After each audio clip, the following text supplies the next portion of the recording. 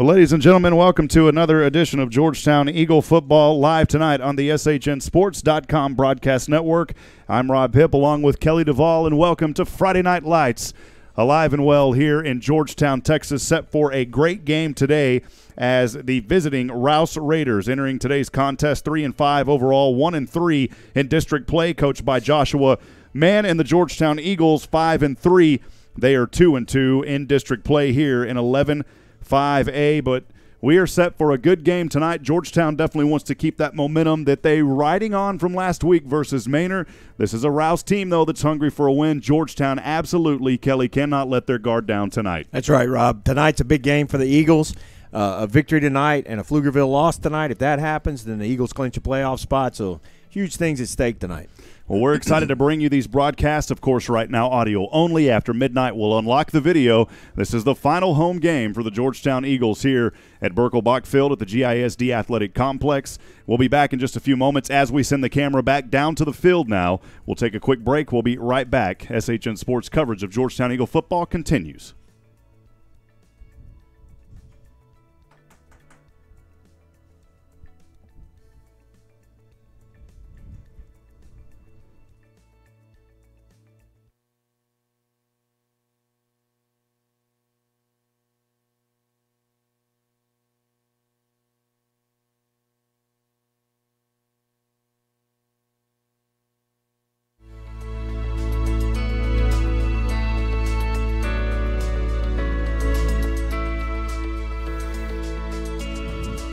Again, welcome back to Georgetown Eagle Football live tonight on SHN Sports. I'm Rob Hipp, alongside Kelly DeVoll, Nathan Hyde on camera for us tonight as we're just about to get started here from Georgetown High School.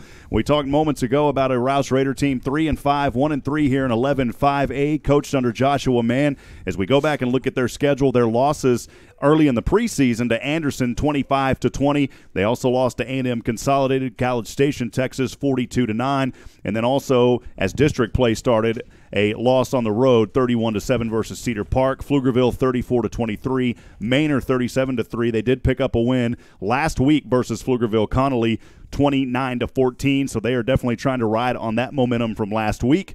For the Georgetown Eagles, 2-2 in district play. They did have that 3-game skid following the loss at Stephenville back on September the 28th, 48-8, and then Hutto to open district play right here on their home field for Georgetown, a loss 38-14, and then at Cedar Park at Gupton on October the 12th, 27-24 in a close match, and then Georgetown got back on their winning ways on October the 19th here at home at GISD Athletic Complex, a win over Pflugerville 28-17, and then of course last week on the road at Mustang Stadium, a victorious Georgetown Eagle team, 28-14. Kelly, before I send it over to you, I'm going to send it down to David England. He's down on the field at the 25. David, how are things going down there on the field tonight? How's the weather? Rob, Kelly, another beautiful night here in Georgetown, Texas at Birkelbach Field. It's a cool 67 degrees, 36% humidity, gentle wind out of the southwest at 5 miles an hour, and it feels great. It's November. It's fall. The weather's cool. Everything's dry. There's not a cloud in the sky tonight. As far as around the district, District 11, Region 3, 5A, Division 1, we've got Manor visiting number 6 Hutto at Memorial Stadium. You got Pflugerville at Cedar Park out at Gupton, and you got Conley's on a bye week. And on the SHN network, you got Leander is going to Vandergrift to Monroe Stadium over there. Eastview is visiting Cedar Creek in Memorial and Bastrop, and Gerald at Rockdale at Tiger Stadium. Rob, Kelly will have an interview shortly with Coach Dean. Well, again, appreciate David England being down on the field tonight. Thanks for joining us here on SHN Sports as the Georgetown Eagle players making their way out of the field house now as they do here, walking through the field. Again, excited to be here tonight and to catch all this action, Kelly. Yeah, Rob, it's going to be a great game tonight. Rouse's challenge is going to be running the ball against this Georgetown defense, which last week proved itself to be very stout against a very good rushing Manor team. So tonight they're going to try to ride their three-headed monster, their running back game that they have, which is where Rouse really makes its money, really earns its way this year. And they've had some difficulty rushing the ball the past couple of weeks. So we'll see how the Georgetown does against this running game of Rouse. With their passing game, not as effective as some of the passing games that Georgetown has faced this season, but still effective nonetheless. Their quarterback has picked his spots kind of like Jackson Seosin has picked his spots running. Rouse's quarterback has picked his spots for his throws and has had some very effective throws, but only 3 touchdowns through the air for Rouse this season. So the primary concern for Georgetown tonight is going to be that rushing game of the Rouse Raiders.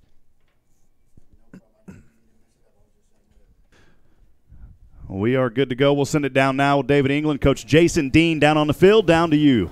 Coach, what a special night tonight. You've got senior night. You've got the dads in the locker room. What did you have an opportunity to tell your young men in the locker room tonight? Just about, this is our last time that they're going to get a chance to play on Birkelbach Field, where it's a given. I guess that could happen in the playoffs, at some point. But just for our seniors to come out and enjoy this night together, I promise you that all those dads in the locker room, what they wouldn't give, to come back out one more time and be able to do this. So I just told our seniors to enjoy it. Coach, talk to us about the yellow ribbons we're going to see tonight on the football players' helmets. Sure, that's for one of our administrators at Georgetown High School, Brendan Schultz, and his little girl, Scout. It's called Scout's Army. Has just been diagnosed with a tumor, a brain cancer, and just all that goes with that. And we're just here, tonight, hopefully support them, support their family. We're going to pass the hat in the stands just to try to give them a little bit of support and, just love on that family a little bit. Well, Coach, our thoughts and prayers from the SHN family to the Eagle Nation family are with those youngsters right now. Give us your keys to success tonight. Well, we got to stop the run. Every week that's going to be my answer, I think. And Rouse does a great job running the football. We got to be able to, to limit that. We're not going to stop it completely, but definitely got to be able to limit it. And then offensively, we got to stay ahead of the chains. The last few weeks we've done a great job of staying ahead of the chains, and we got to continue to do that tonight. All right, Coach. Good luck. Thank you so much. Thank you. Rob Kelly, back to you. Well, once again, we appreciate David England being down there on the field tonight. We are about 2 minutes to get started. This is a new realignment here for Georgetown, but they're familiar with Rouse. This is a team that they've played several times over many years, and a team that historically has always had Georgetown's number up until a couple of years ago, and Georgetown really turning things around tonight, hungry for that win. You talked about some stuff that you did. Talk about those playoff chances, Kelly. I don't want to steal your thunder. Talk about that, man. Yeah, Rob. Looks like from the standings tonight, if Georgetown wins this game tonight and Pflugerville loses their game to Cedar Park, then I believe Georgetown clinches a playoff spot with a victory tonight and a Pflugerville loss as well. So big things riding tonight for our Georgetown Eagles. Like Coach Dean said, they're going to have to stop that running game tonight, which is Rouse's bread and butter. That is how Rouse has made their way this season. And the losses that they've suffered this year have been whenever they haven't been able to run the ball. So last week against Maynard, Georgetown had a great deal of success on defense, stopping that rushing game that Maynard has, stopping one of the most effective backs in the district, limiting his action, limiting his carries and his yards gained. So Georgetown may have some success tonight if they can stop that running game of the Rouse Raiders. So on offense, Georgetown is going to have to continue to do what they've done. They mix it up very well. Almost equal yardage rushing and passing. Jackson Seosin has done a fantastic job.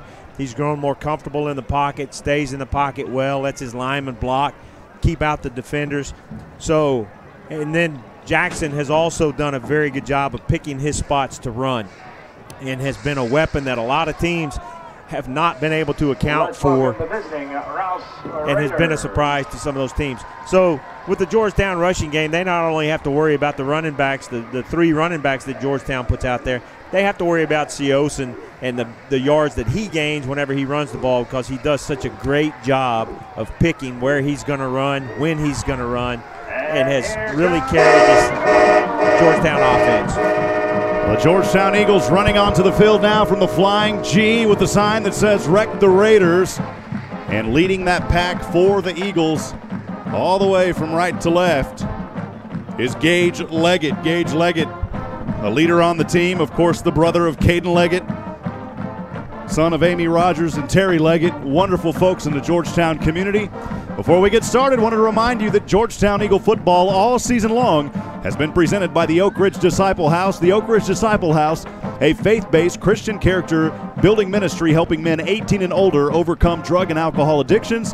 If you or someone you know is suffering, please give Oak Ridge Disciple House a call. You can get their website or get that information from their website at oakridgedisciplehouse.com. Once again, oakridgedisciplehouse.com. Joshua Harris, we appreciate you and all that Oak Ridge Disciple House does. Kelly? The GHS football team is honoring Scout Schultz. Scout is a 2-year-old. Rob, we also want to thank Georgetown Jewelry for their sponsorship of our SHN broadcast. Football on SHN Sports is brought to you in part by Ricky Poe, owner of Georgetown Jewelry. Georgetown Jewelry specializes in custom jewelry, bridal, watches, repairs, appraisals, and are buyers of gold, silver, coins, and more. Georgetown Jewelry since 2013. Drop by Williamsburg Village Shopping Center in Georgetown or visit them online at georgetownjewelry.com. We also want to thank Minuteman Press, one of our continued sponsors this season. Minuteman Press in Georgetown is proud supporter of Georgetown Eagles and Eastview Patriot football on SHN Sports. For all your design, printing, and promotional needs, Minuteman Press is your one-stop shop for all your marketing products and services. Minuteman Press can be found at www.mmptx.com. Thanks, Ty, my buddy, and Minuteman Press for your generous support in helping make these broadcasts possible. Where you can follow along their journey. We are honored tonight to have the another fine entire sponsor Schultz family on the field with us tonight as honorary captains for the coin toss. And Kelly, sorry about that there. We'll get to some of our sponsors as we talk to David. We'll bring him in back here in just a little bit. But tonight, a benefit night for the little girl here. Money is going to be passed around to help with the cancer benefit for her. We'll talk to David more about that. You heard about it from Coach Dean to start things a little bit earlier. Kelly?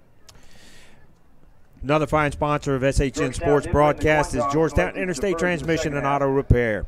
Georgetown Eagle and Eastview Patriot football is sponsored by Georgetown Interstate Transmission and Auto Repairs for general maintenance and automotive repairs performed by ASE certified technicians. Drop by Georgetown Interstate Transmission and Auto Repair next to Mel's Lone Star Lanes.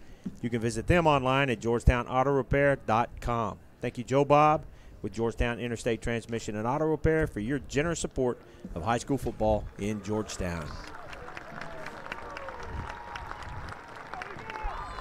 Again, we appreciate all the wonderful sponsors that help make what we do possible here on SHN Sports. As we are just about to get started, team captains for Georgetown as Georgetown will kick the ball off to start things with this game, and they'll receive in the third quarter. I guess that's what happened. I was busy taking notes here. We'll send it down for the national anthem. Stay with us, friends. Georgetown Eagle football on SHN Sports will continue in just a few moments.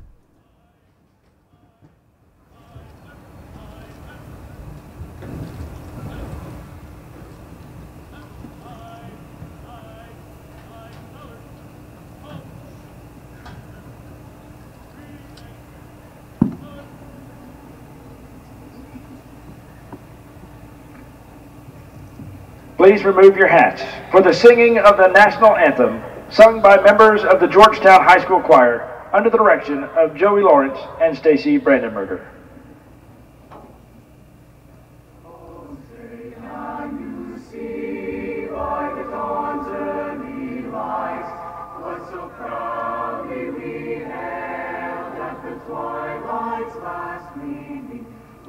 Stripes and bright stars through the perilous fight, for the ramparts we watched were so gallantly streaming, and the rockets and clouds bursting in air gave proof through the night that our flag was still there.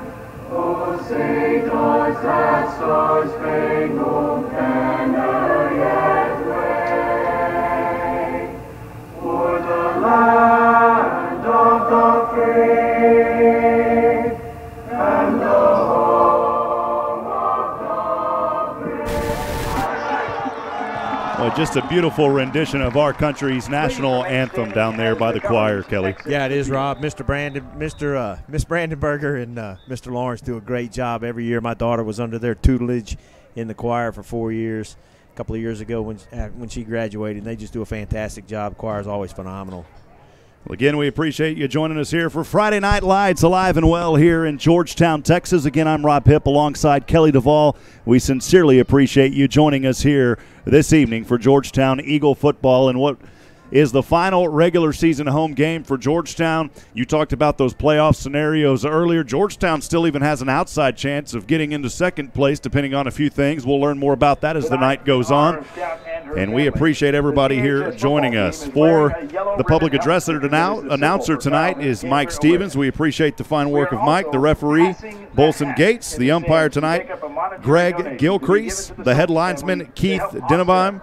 The line judge, Joel Garza. The back judge, Douglas Gates. Running the clock tonight, Forrest Davis Frosty. And the 25-second clock being ran by Kevin Wool. We appreciate all the folks, and there's so much that goes on behind the scenes to make these games possible, not just with our SHN family, but of course with the school district here. And I got to tell you, man, I was very honored. Dr. Fred Brent came in here a while ago to say good luck on the broadcast tonight and also introduce some students to us here just a few moments ago. We appreciate Dr. Brent and the great work that he does here in the Georgetown community. Yeah, I'm sorry I missed Fred.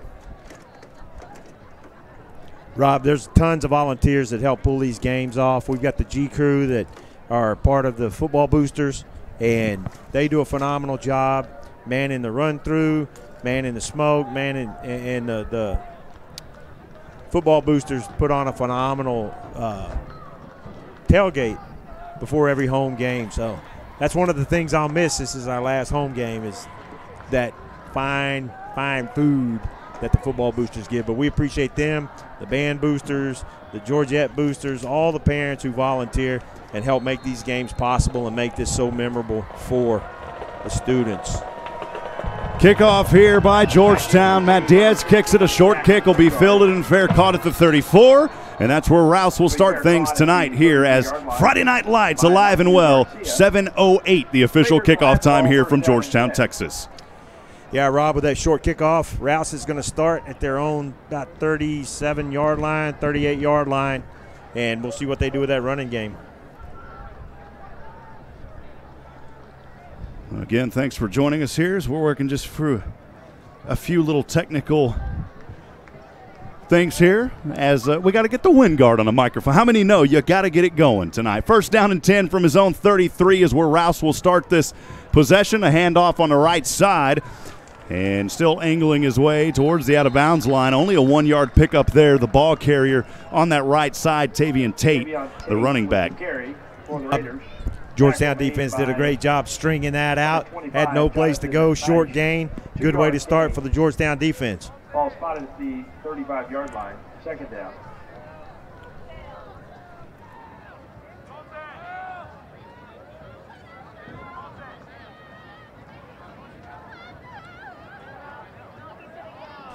Well, again, 11:24 to go as we are just getting started here. It'll be second down and 8 for Rouse.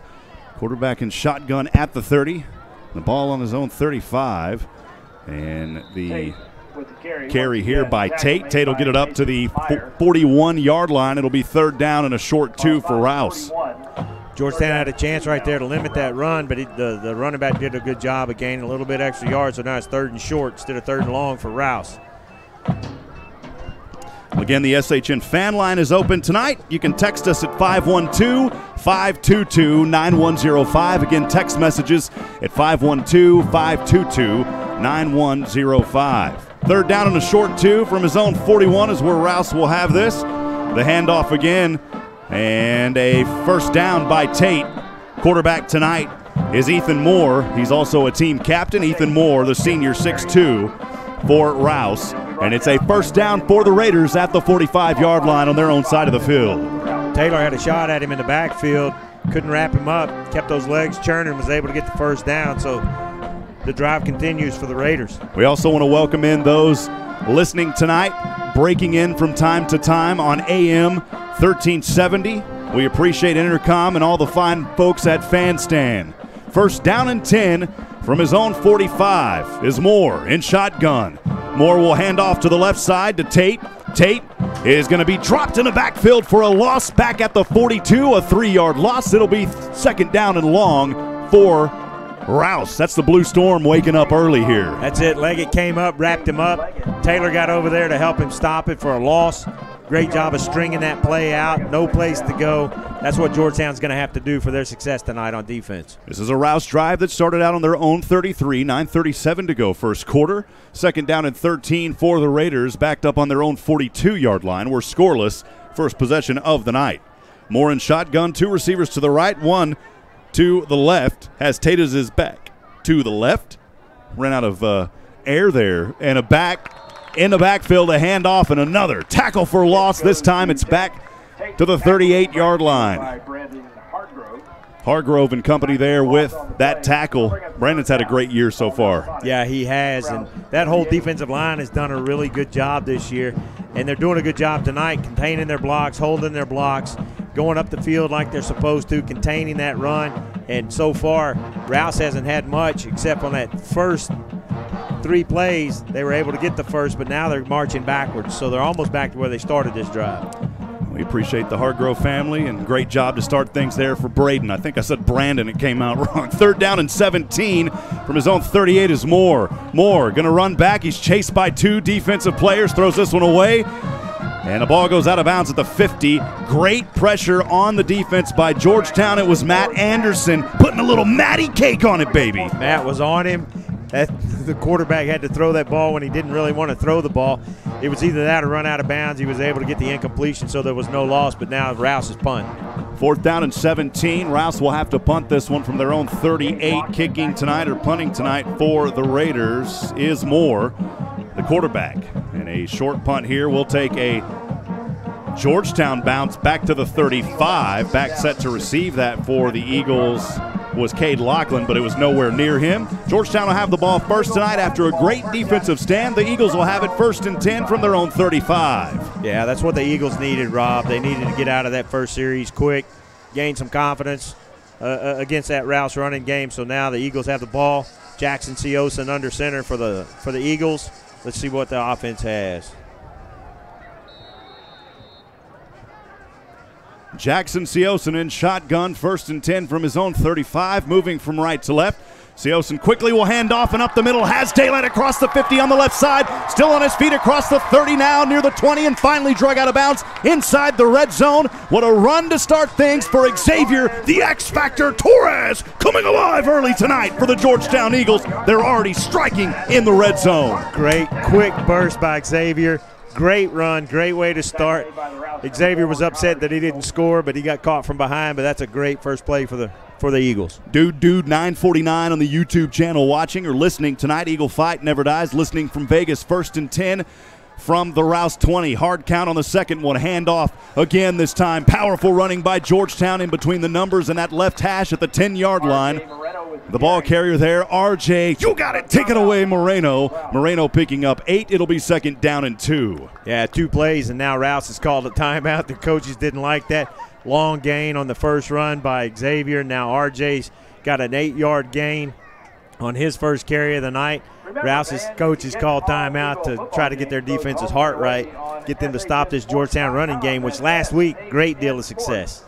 We want to thank Minuteman Press. Minuteman Press in Georgetown, a proud supporter of Georgetown Eagle and Eastview Patriot football on SHN Sports.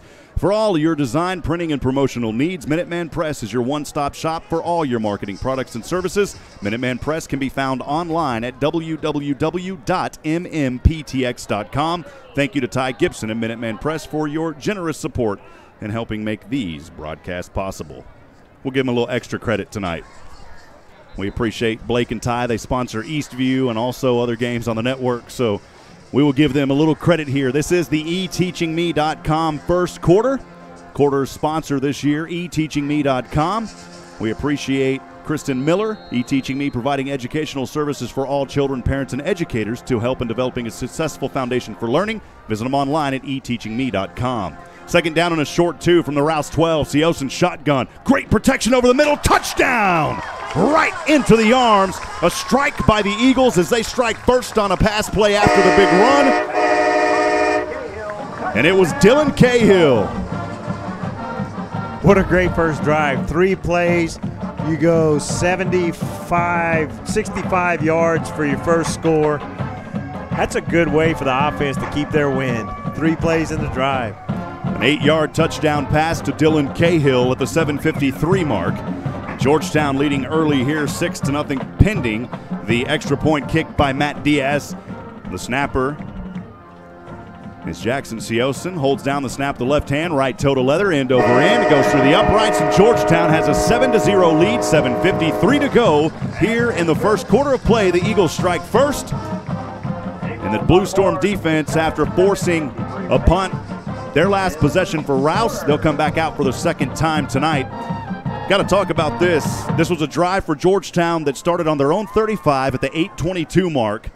Not a whole lot of time off the clock. In fact, not even a minute off the clock. 7:53 resting on the clock now. The Eagles strike that quick, as you said, in 3 plays. Yeah, and Rob, like that, Rouse's offense is not designed for a comeback, so they're going to have to figure out something defensively to stop this Georgetown rushing attack and the throwing attack.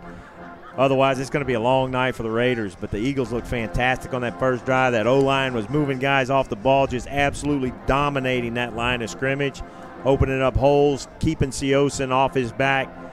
O-line got the credit for that drive. They were just blasting their guys off the football. One back to receive for Rouse is number 16, Jack Wingard. He's listed as a quarterback, 5'10", 160-pound junior. The kick is going to go short, though, and it'll be fielded on the right side at the 31. And Rouse again will find themselves starting in fair field position. We'll send it down to David, though. David, your thoughts on that last Georgetown Eagle drive on their first one of the night. Great job by the Eagles. I guess David not hearing us right now. David? Okay, Rob, sorry about that. You got me now? Yeah, go ahead. All right. Hey, that last drive, when X broke through that line opened up a hole about 5 feet wide. You could see him a country mile away coming. First down and 10 for Rouse on their own 31. Handoff here in the backfield and a gain of about 2. The ball carrier Tate, we'll see Tavion Tate quite a bit tonight. Yeah, Kobe Cummings and Tyler Knowles on that play wrapped the running back up. And again, their offensive line's not able to get those guys out of the gaps that they need to run the ball. So those big uglies for Georgetown defense are doing a great job up front, maintaining their blocks, keeping those holes from opening up. Great job by Tyler and Colby on that play. Trips Baker way here to the right side, second down and 8. Rouse on their own 33-yard line, trailing 7-0, 7:16 to go first quarter. Pass over and it's incomplete. What a smack! Just inside the 30-yard line. The pass was intended in the direction of Jack Wingard. And, man, Taco Williams coming all the way across the field and putting a little hot sauce on it, baby. Taco read that one from the get-go. He was looking at the quarterback on the snap, saw that receiver trying to set up for that little pass out to the flat on the right side, but Taco had no part of that, just blew it up before the ball even got there. We're not talking basic hot sauce. We're talking super spicy on that one, man. Muy caliente. There you go. Joshua Harris saying a little muy caliente. 7:12 to go here in the first quarter. Eagles lead 7-0. Rouse with the ball. Third down and 8 from their own 33. Moore in shotgun will pass over to the left side, has his man, and has the first down at the 45. The Eagles weren't expecting that. They were looking in the backfield for a run on that play, and coming across with that catch was number 88, Jacob Huntley, the tight end. Yeah, well-designed play there because they had a receiver rolling out to the left, and then 88 split 2 of the defenders and was out there in a gap that the quarterback could easily make the completion, move the chains for Rouse, which is what they're going to need to try to stay in this game. Thanks for joining us here in the eteachingme.com first quarter. First down and 10 for Rouse from their own 44 at the 7:05 mark, trailing 7-0. Moore, handoff in the backfield on a shotgun. His receiver bouncing around like a pinball machine, or his running back, he'll have it up to the 49-yard line. Guys flying up from that Georgetown backfield. Defensive backs coming up, laying some hits, but a good gain for Rouse. 2nd and 5 or 6 now. Mark Botello in the huddle. He's a receiver for Rouse as a junior, joined alongside Jack Wingard. Wingard will line up as a receiver to the left alongside his teammate. I believe that's A.J. Ferris out there to the left. One receiver to the right, second down and 5 from their own 49. Moore will hand off to the left side into the hands of Tavion Tate, and Tate will have a powerful run on the left side, and he'll have the first down. Forward progress will put him in Eagle territory at the 40-yard line. Healthy run there by Tavion Tate. Rouse is starting to mix things up a little bit, and that pass is keeping the Georgetown defenders from being able to stack the line. So now Rouse is finally back to what they've been able to do during the season, that running game that's been so effective for them and helped them along. But Georgetown's going to have to find something to counterbalance that run now. Tavion Tate, their go-to man, and we'll see him all night tonight. 5:55 to go, first down and 10. Rouse now in the Eagle territory on the Georgetown 41. Moore shotgun. Two receivers to the right.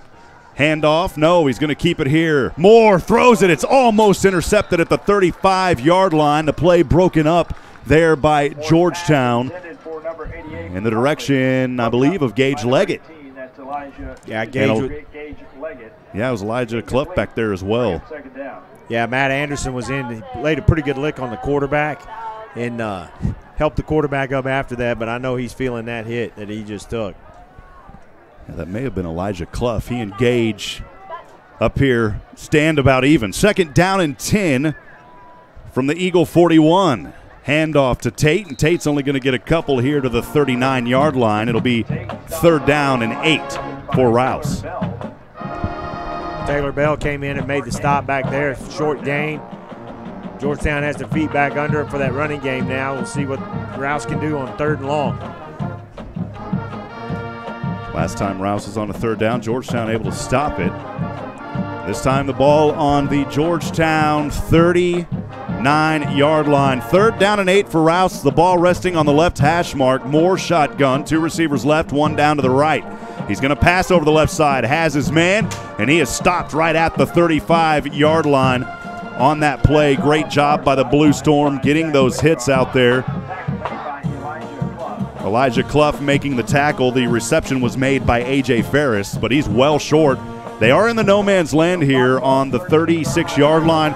More than likely, they're going to go for it here on a fourth down and 5, Kelly. Elijah did a good job out there because he was isolated on the receiver. Great open field tackle to keep a short gain in the mix instead of it turning into something bigger. Fourth and 5 now for Rouse. Fourth down and 5 for the Raiders on the Georgetown 36. 4:24 to go first quarter. And a whistle here, and Rouse using their second timeout already of this ball game. Kelly, let's talk about some more of our sponsors really quick.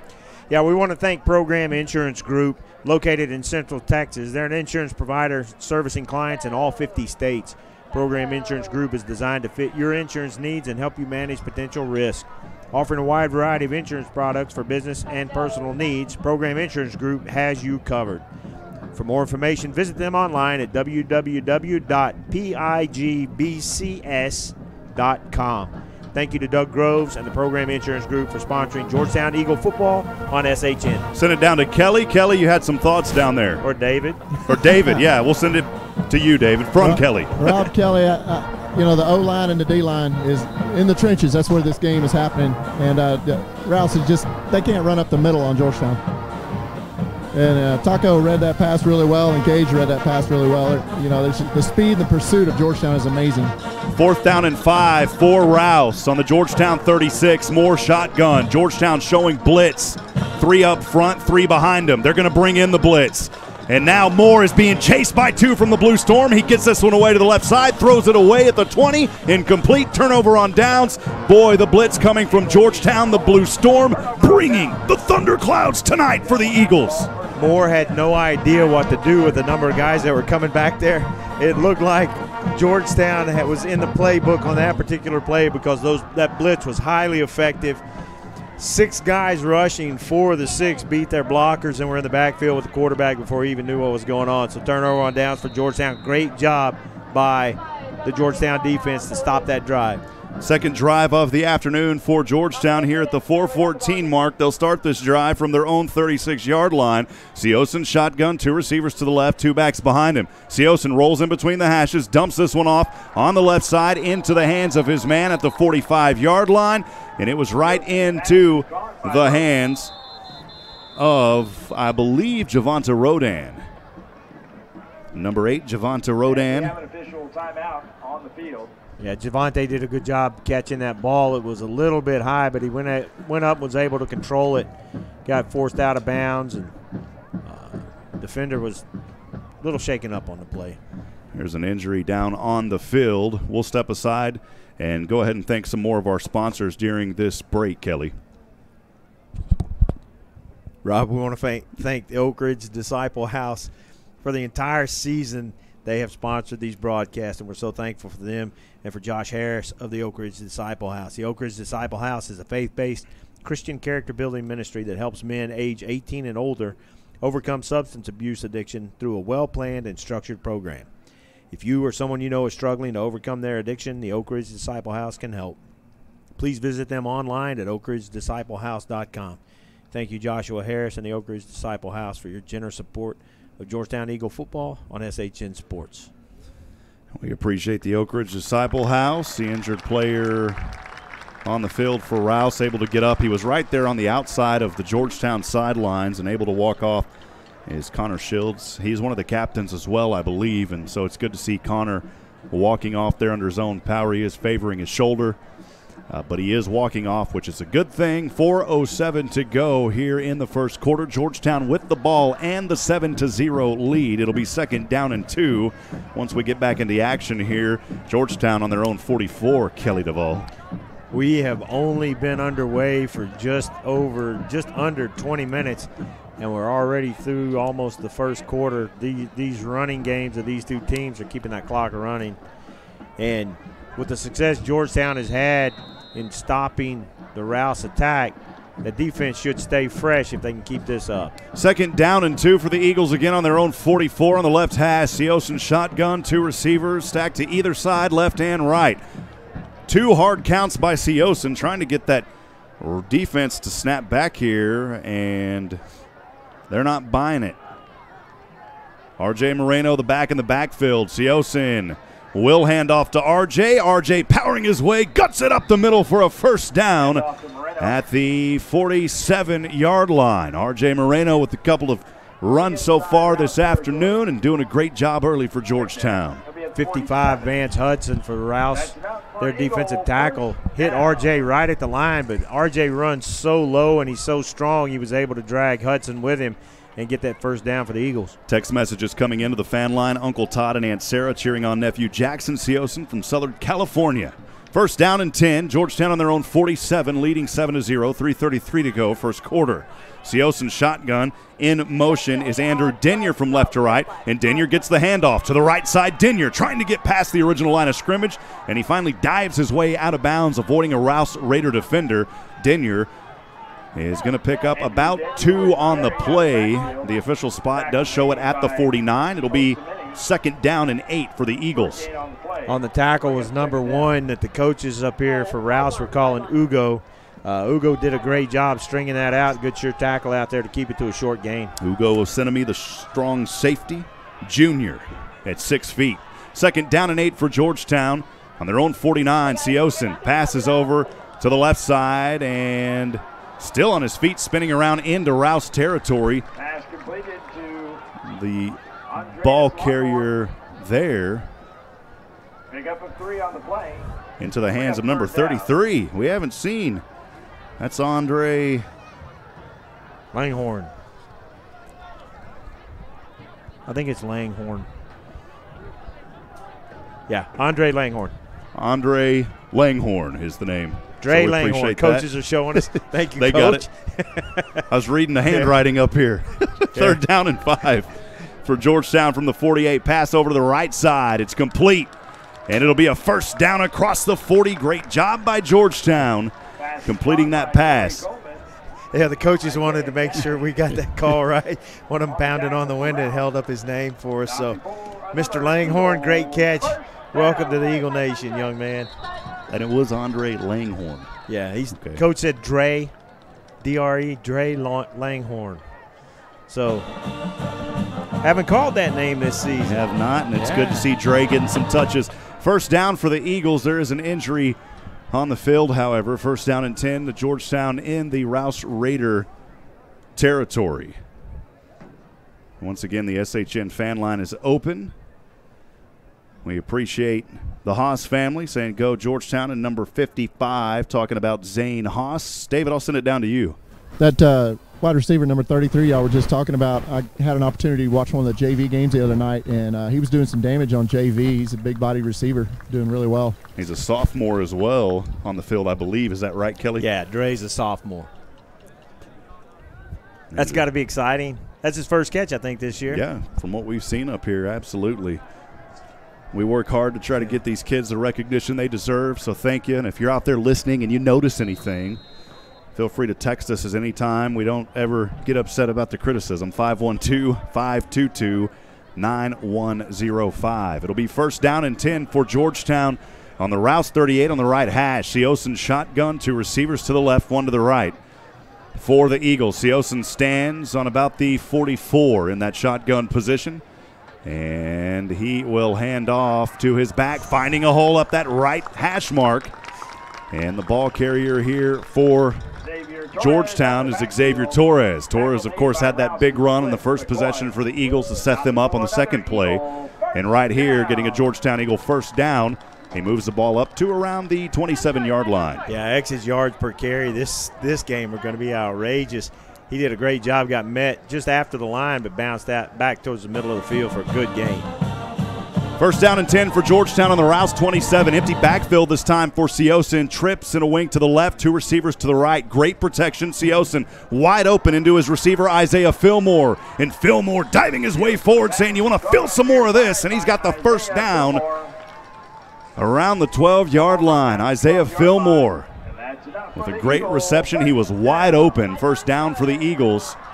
Again, Georgetown has the lead, 7-0, 1:45 to go here in the first quarter. It's only Georgetown's second possession, Kelly. Yeah, Rob, I like the play calling, too. They are mixing it up. Rouse is confused on defense. Their defensive line is not able to penetrate past our O-line, and the play calls are great, and I think Rouse is just using their third timeout. Getting a little comfortable up here, Kelly. Untucked my shirt, took my boots off. It's kind of warm up here in the press bar. You guys feeling that today? Feel good. Man. I'm comfortable. You got fever?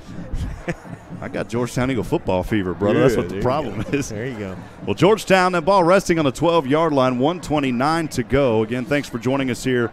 Georgetown Eagle football presented by the Oak Ridge Disciple House. We are in the eteachingme.com first quarter. Thank you to all of our wonderful sponsors who make what we do possible. Again, we don't charge the football programs for our broadcast. We depend 100% on the support of the community and those in the business world. And, hey, I wanted to remind you, if you've enjoyed these broadcasts this season, we don't ask for it often, but we sincerely would appreciate any donations that you are able to make so that we can continue to bring you this type of coverage, especially with playoffs around the corner. Again, I don't like to ask for that much, but we do have our cost that requires us to be here. If you feel so inclined to do so, you can visit shnsports.com/support. That's shnsports.com/support, and we appreciate all of your help. First down and 10 for Georgetown in the red zone on the 12-yard line of Rouse on the left side. Seosin shotgun. He will hand off to his back, still fighting his way forward. Close to another first down, a pickup of 9 by Xavier Torres there on the right hash mark. My goodness, Xavier putting in the ground game tonight. Yeah, Dave, Alex Steele, number 52, going to need some syrup. There was a pancake. Great block. Just buried his guy, opened up that big hole.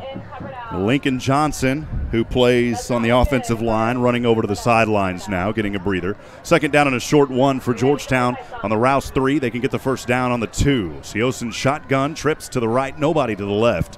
Seosin stands about the 9-yard line as Rouse shows blitz. Jackson passes, dumps off, wide open, and a touchdown on the right side. What a beautiful play call by the Eagles, and it goes right into the hands of Chris Martinez. There is a flag on the play, however. Yeah, it's going to be against Rouse. That hard count. That hard count got him again. Free play. And the receiver's just standing back in the end zone by himself. Nobody around. He had to be lonely back there. That Chris Martinez getting a little love there with that catch, Kelly. Yeah, it's a great route. He chipped off of his defender because it looked like Jackson was going to run the ball out to the right. Chipped his defender and was standing on the S in the end zone all alone, just camping. Extra point kick by Matt Diaz up off the right toe, and it is good. And with 44 seconds to go in the first quarter. Georgetown has a 14-0 lead. I'll send it down to you, David. Great to see Chris Martinez getting in the action as well for the Eagles. Rob, Kelly, I'll tell you what, there's so much like misdirection. Seems like it was great, that one catch that number 3 had. Number 80 broke off, and they had to go cover him, and it left number 3 wide open for that one big catch there on the side over here. But the offensive line is owning Birkelbach tonight. Yes, they are, Dave. They are just massacring the defensive line for Rouse right now. We want to take another opportunity to thank Georgetown Jewelry for their sponsorship of Georgetown football. Football on SHN Sports is brought to you in part by Ricky Poe, owner of Georgetown Jewelry. Georgetown Jewelry specializes in custom jewelry, bridal, watches, repairs, appraisals, and buyers of gold, silver, coins, and more. Georgetown Jewelry since 2013. Drop by Williamsburg Village Shopping Center in Georgetown or visit them online at georgetownjewelry.com. Matt Diaz set to kick this one away for the Eagles. Set back to receive is Jack Wingard. And this one again will be short. It will be fielded. No fair catch this time. And brought down at the 30-yard line. A nice ankle tackle by the Eagles. And coming up was Xavier Torres. He's out there running. He's making tackles. The X factor alive and well tonight. I'm going to run the football. I'm going to come tackle you on special teams. And that's really one of the big changes, Rob, in the past 5 to 7 years is all these schools at every high school, college, even at the pro level, they're putting starters on their special teams, putting a lot more emphasis on it than back whenever we played ball in high school. Mark Botello on the right side on a first down and 10 from their own 30. And Rouse will elect here to go to the left side. Moore, the quarterback, the ball carrier. And Moore will pick up about 4 yards on that quarterback keeper to the left side. It'll be second down and 6 for Rouse. And they've got it on their own 34-yard line on that left hash. Georgetown was caught a little off guard by him keeping the ball. He's handed it off a bunch tonight to his running backs. Quarterback kept the ball that time and had a pretty good run out to the left side where he was isolated one-on-one. Good gain for Rouse. Botello and Wingard, the receivers to the right on a second and 6. And again here, the handoff in the backfield to Tavion Tate. And Tate will pick up a healthy gain on the play of 5 to the 39-yard line. He's 1 yard short of the 40. He was running towards that right hash when he got tackled. Yeah, he was. A couple of guys had shots at him, but Gage Leggett came up and was able to finish him off just short of the first down. So this is big for Rouse. Rouse desperately needs this first down. They're going to let the clock expire and go to the second quarter needing 1 yard for first. Well, that's the end of the eteachingme.com first quarter. Georgetown leads 14-0. We'll step aside and take a quick break. Don't go anywhere, folks. Georgetown Eagle football on the SHNsports.com broadcast network will continue in just a few moments. Stay with us, friends.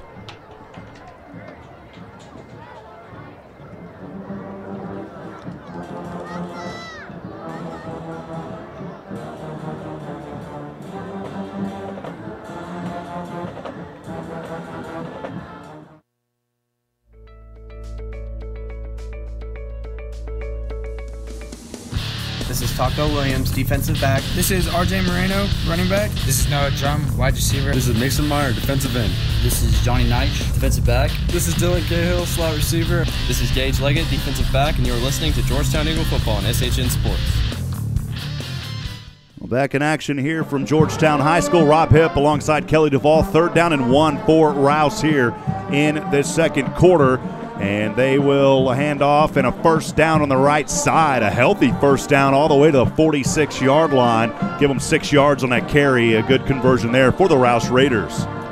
Rouse's success that they've had so far is away from that interior on the defense. They're running to the outside now is where they're having some of their success.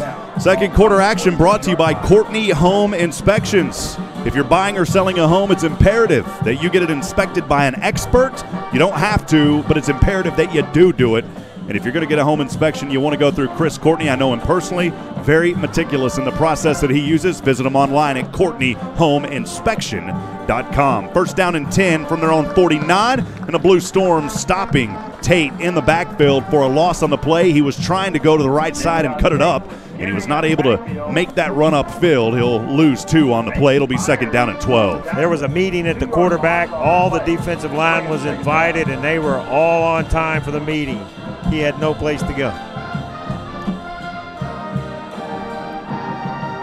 Well, boy, you're enjoying the sights and, well, the sounds of the Georgetown Eagle Marching Band right behind us here on the crowd mic. We'll send it down to David. Quick score update. Leander trails Vandergrift 21-0 in the first quarter, 3 minutes to go. Second down and 12. Rouse on their own 44. Moore in motion here. Dodges through 2 defenders of Georgetown, still on his feet to the right side, and he'll finally be chased out of bounds. Turned what would have been a sure sack into a gain of about 2 past the original line of scrimmage. Great job there by Moore. Actually, give him 4 yards. Well, they move it back now to the original line of scrimmage. Give him 2. It'll be third down and 10 for the Rouse Raiders and quarterback Moore. He was on the hash marks on the near side of the field and had to sprint out to his right. Since Rouse is moving right to left, he ran about 35 or 40 yards just to get back to the original line of scrimmage. This is a drive for the Rouse Raiders. It started with 38 seconds to go in the first quarter. They've got the ball now, third down and 10. Georgetown has stopped twice tonight on the defensive end, trying to do it again here on a third and 10. The option back to the running back, Tate, and boy, he turns on the gas as he is able to get close to the first down marker. And that actually was not Tate. It was number 15, who is Drew Henson. And he did not get there. He went out of bounds about 3 yards short. It'll be fourth down, and Georgetown, again, the Blue Storm stopping him here. Rouse will have to punt this one away. They ran the option, and he was able to pitch it out there, but the defense was able to string it out some. Again, they're staying away from that interior line of Georgetown defense now in their running game. Ethan Moore set to punt. Lachlan back to receive around his own 10. Cade. This one just goes out of bounds around the 10-yard line. We'll see where the official spot is. This will be unfamiliar starting territory for Georgetown tonight, if you want to call it that. It is their third possession of the night, though. The first possession started out on their own 33, or beg your pardon, their own 35, their own 36. This is the farthest that they've started tonight, Kelly, from their own 11. Worst starting position they've had. It was a good punt to pin them in down deep in their own territory. So they're going to have to go about 89 yards for this score if they pull that drive off. Georgetown at the 10-21 mark, leading 14-0. First down and 10 from their own 11. Seosin will have it in shotgun. Trips to the right, one receiver to the left. Seosin passes in the flats right into the hands of Dre Langhorne. And Langhorne will lose maybe a couple of yards on that play. He wasn't able to get up. So just great defense there. Langhorne will head over to the sidelines as Chris Martinez, who had that touchdown catch moments ago, back onto the field now for the Eagles. Second down and 12, backed up now to their own 9-yard line. Seosin shotgun has a back behind him. 2 receivers up to the left, 1 to the right. That handoff to R.J. Moreno. Moreno finds a cloud of Raider defenders putting their swords up, and he'll be stopped at the 11-yard line. Only a gain of 2 there for R.J. Moreno. On that run, the offensive line wasn't able to move those guys out, and they were able to stop R.J. for a short gain. But he's still so strong when those guys get – it's going to take more than one guy to bring him down. They're rarely going to bring him down on that first contact. Corey Coleman in the game now for Chris Martinez as Martinez heads over to the sideline. Third down and 10 for the Eagles. They've scored on both of their possessions. Unfamiliar territory here for them, though, on a third down and 10 from their own 11. Seosin, 2 hard count, steps back. Great protection in the pocket. Seosin punt fakes twice, and now he's going to be – no, he still comes out of it. Seosin still on his feet and finally sacked. He broke through 2 tackles, couldn't get through the third, and he was sacked. Great job there on the defense by Rouse. It was number 32, Kane Adams, with that big-time sack in the backfield. Georgetown have to punt for the first time tonight. Jackson was fortunate to not get sacked around the 3-yard line. Did a good job of just getting back to the 8. Kept that defender from bringing him down in the backfield. Showed some strength there. Georgetown will have to punt this one away from their own end zone. Low snap here. Siosin, it is a very short punt. It may have been partially blocked on that play. My goodness, and it's only going to go about 10 yards, and that's going to be detrimental for Georgetown, and Rouse is going to have excellent field position starting out here.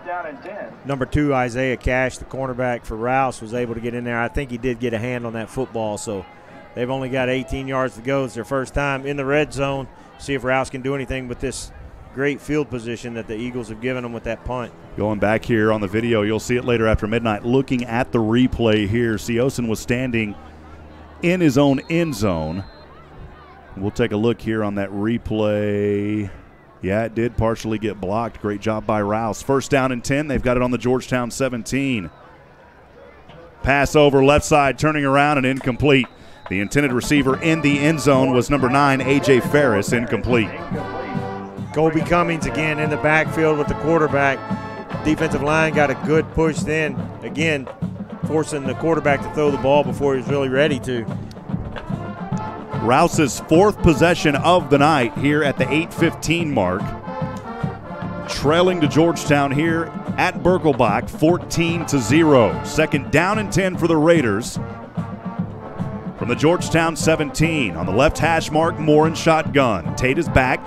Moore going to roll to the right. Passes, has his man, and he's slammed immediately. And may have got the first down on the right side around the 7-yard line.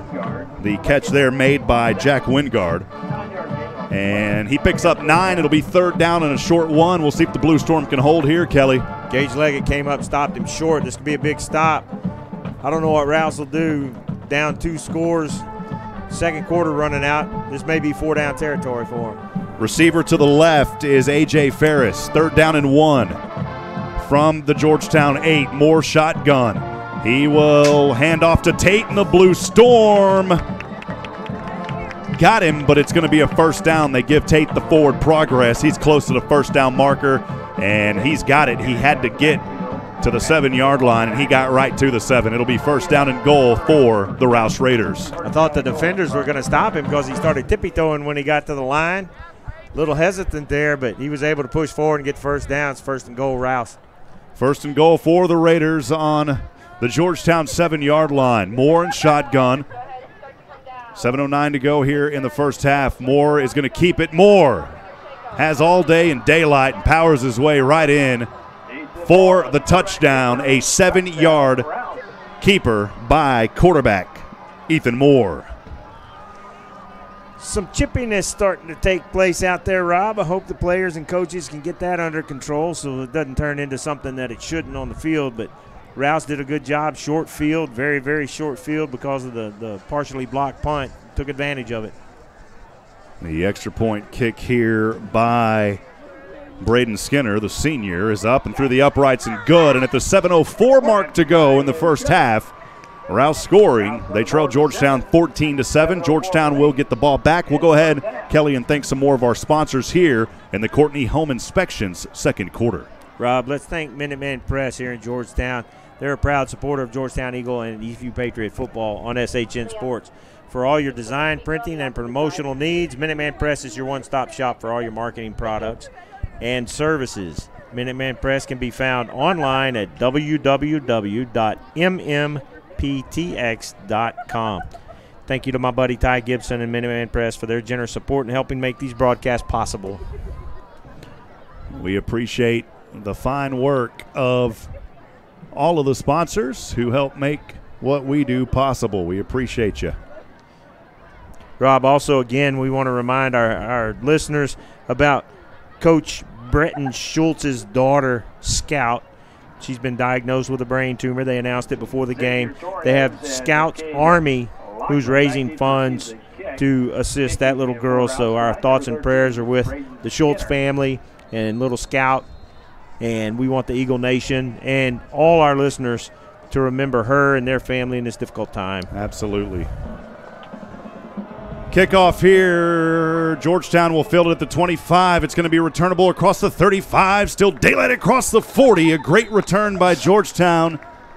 And I believe it was Xavier Torres, and Torres picked it up around the 20-25. He got the ball all the way up around the 40-yard line. I think they're going to give it to him at the 42. A great return of about 20 for Xavier Torres. Rouse may get tired of hearing about Xavier Torres because he's been offense, defense, and special teams. So X-Man is the man tonight. Georgetown on their last possession at the 10-21 mark in the second quarter. Started on their own 11. They ended up having to punt that ball. It was partially blocked. The Eagles leading 14-7. 1st and 10 for Georgetown on their own 42. Siosen will hand off on the right side, powering his way on that right side to the 46-yard line was R.J. Moreno. Healthy gain for R.J. The clock running here at 6:44-yard gain. It'll be 2nd down and 6. It's so much fun watching these different running backs for Georgetown because RJ's got the power, X-Man has got the speed, Siosen's big and strong, and so it's fun watching these guys run the ball. Those big guys up front are moving the Rouse defenders around. 2nd down and 6 from his own 46 on a second count. Siosen over the middle, has his man at the 35, still on his feet across the 25, and he's finally brought down in the red zone on the right hash mark. What a grab by Georgetown into the hands of Cade Lachlan, and that's a Georgetown Eagle 1st down.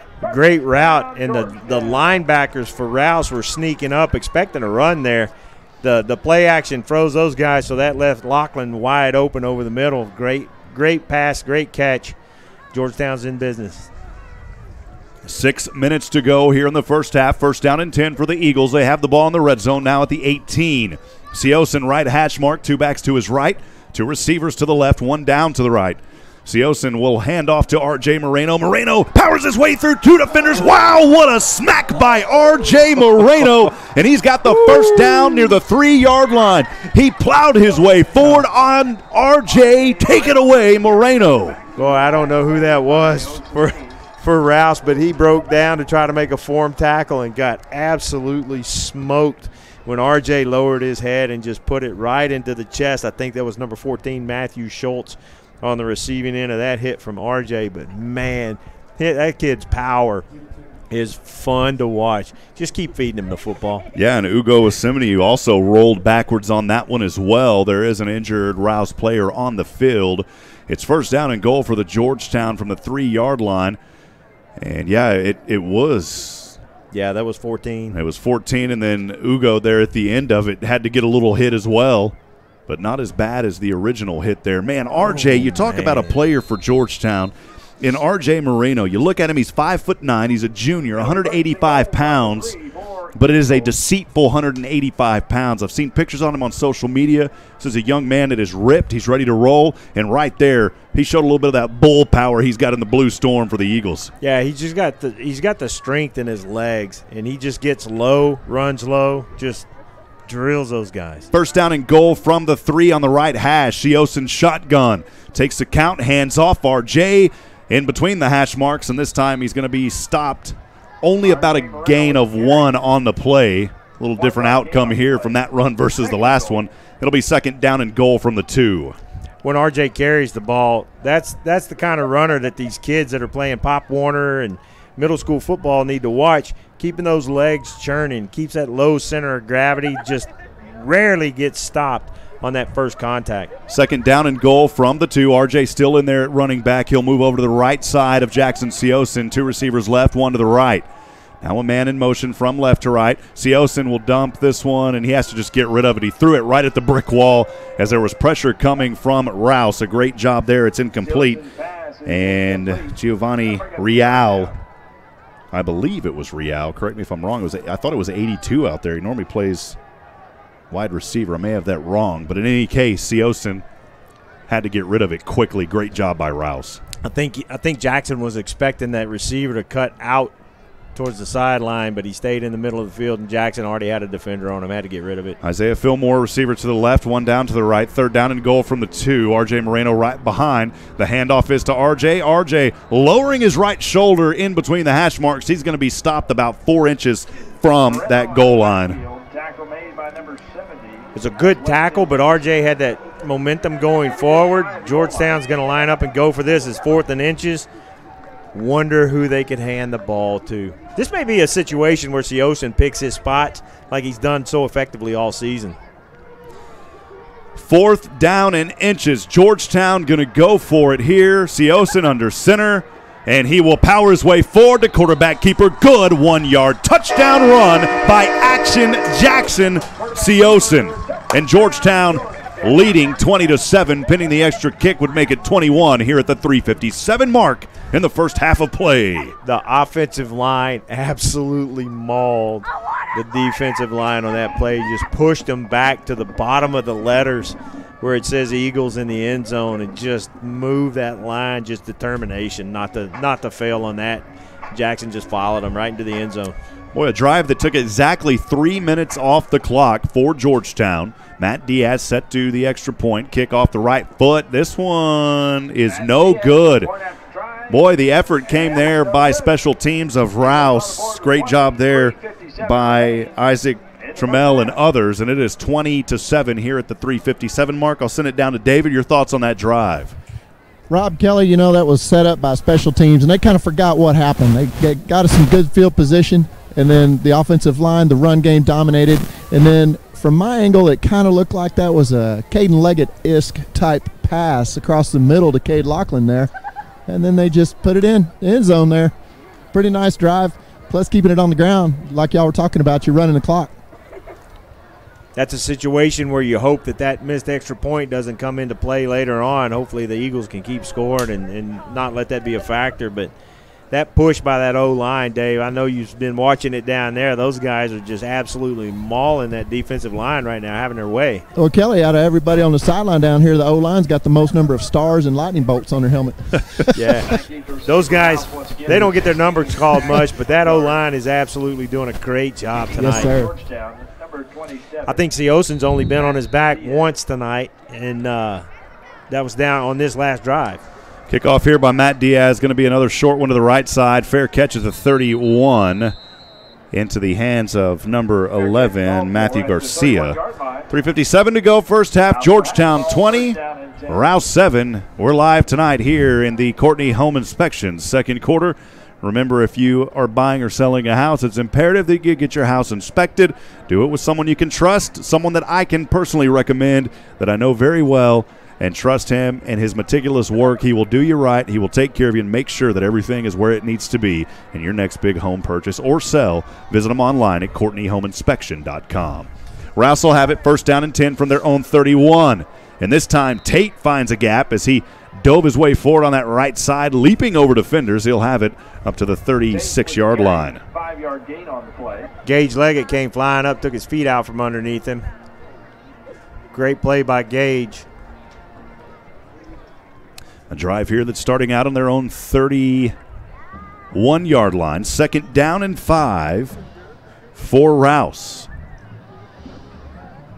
One receiver down to the left, two to the right. One of those receivers on that left is A.J. Ferris. Second down and 5 from their own 36. Moore stepping back, has great protection. Now it's falling apart. He's being chased behind on the right side, and he'll be sacked. No, he got rid of it at the last moment. Man, as he was going down, he got rid of that ball.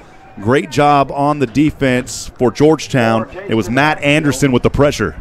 I think they did call him down, actually. The referee came running up, pointed at the ground where the side judge was standing. I think they called his knee down before he got rid of the football, so it's a sack. It is a sack. I believe Anderson was the one in on it. It'll be third down and 12. Good look there, Kelly DeVoll. I get one every once in a while. We'll see if it holds up. You got those eagle eyes going right now, Kelly. Yeah, I don't know about that. 2:37 to go. Georgetown leads 20-7 here at Birkelbach on their home field. Third down and 12 in the final regular season game.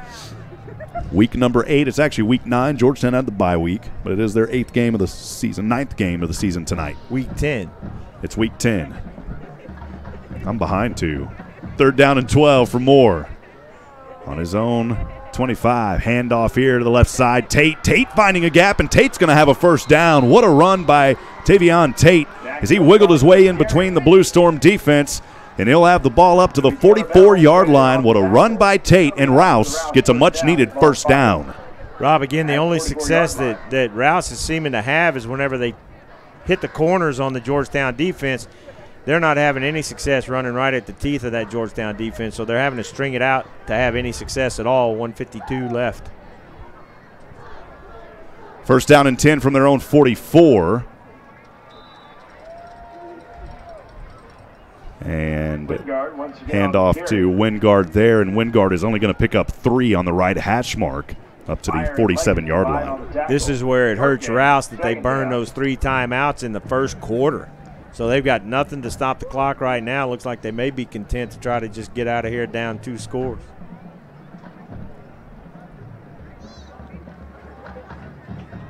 Second down and 7 for the Raiders. 1:18 to go. Ball on their own 47. 2 receivers to either side, left and right. Moore all alone in the backfield from the 40. Pump fakes once, now the pressure on him. Moore to the left side, still being chased. 2 defenders on him, and he will be slammed back for a sack. Great job on that play. Taco Williams and company putting a little more hot sauce on it tonight, baby. And a sack for the Eagles. Taco was there. Number 40, Jack Schneeman, was there.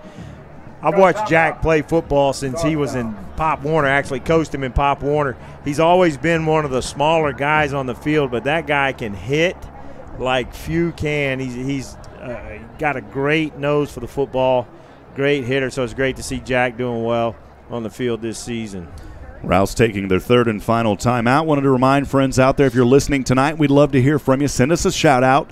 Text message line is open at 512-522-9105. Again, the SHN text line open tonight, 512-522-9105. We'd love to hear from you, and give us a little thought process, if you will. We also appreciate all those joining us right now on the TuneIn stream. On the YouTube stream, and also those in stadium at 90.1 FM. When playoffs come around, we're going to try to get some of these games on 106.7 here on the local FM station if we can. 3rd down and 7 for Rouse. Under a minute to play now on their own 47-yard line. More shotgun. Quickly trying to dodge through defenders, and he will be sacked again, this time at the 40. Tackled in the backfield. And this time it was the big 4'9". I may be wrong 48. on that. 48, who is Braden Hargrove. And a timeout for Georgetown. They'll use their 2nd timeout, I believe, Kelly. They've got 1 remaining here. So the Eagles wisely taking a timeout. They're only leading 20-7, still within reach of Rouse. Georgetown taking a timeout. Plenty of time on the clock at 52 seconds. You know Rouse is going to have to punt this one away. Georgetown may be able to do a little something here with under a minute to go. We'll see. I think that's why they use that timeout. Tyler Knowles was back there on that stop as well, big number 90 for Georgetown. He's had a great season. We've called his name a bunch. So the defense is doing a great job of keeping Rouse out of the end zone. They've only had that 1 touchdown on that short field, so the defense is stepping up and holding these guys, holding that running game down. We'll have halftime scores from around Central Texas at halftime. We'll also try to get David England to interview Coach Dean as he runs in. We're also going to have a special guest up here at halftime from the Georgetown Rotary Club. We'll talk to Miss Jeannie in this ball game and let her know to come on up. 4th down for 15. Moore will punt this one away from around his own 30. It'll take a bounce in favor of Rouse to the Georgetown 29. And the Eagles with 43 seconds will have some time to work here. Decent starting field position on this drive. We've seen the Eagles be able to bite off some big chunks in the passing game, so we'll see what the offensive coaches have in line on this play calling right now. 1 timeout left for the Eagles. A touchdown here would be big. Dave, you got anything on that Hutto-Manor game?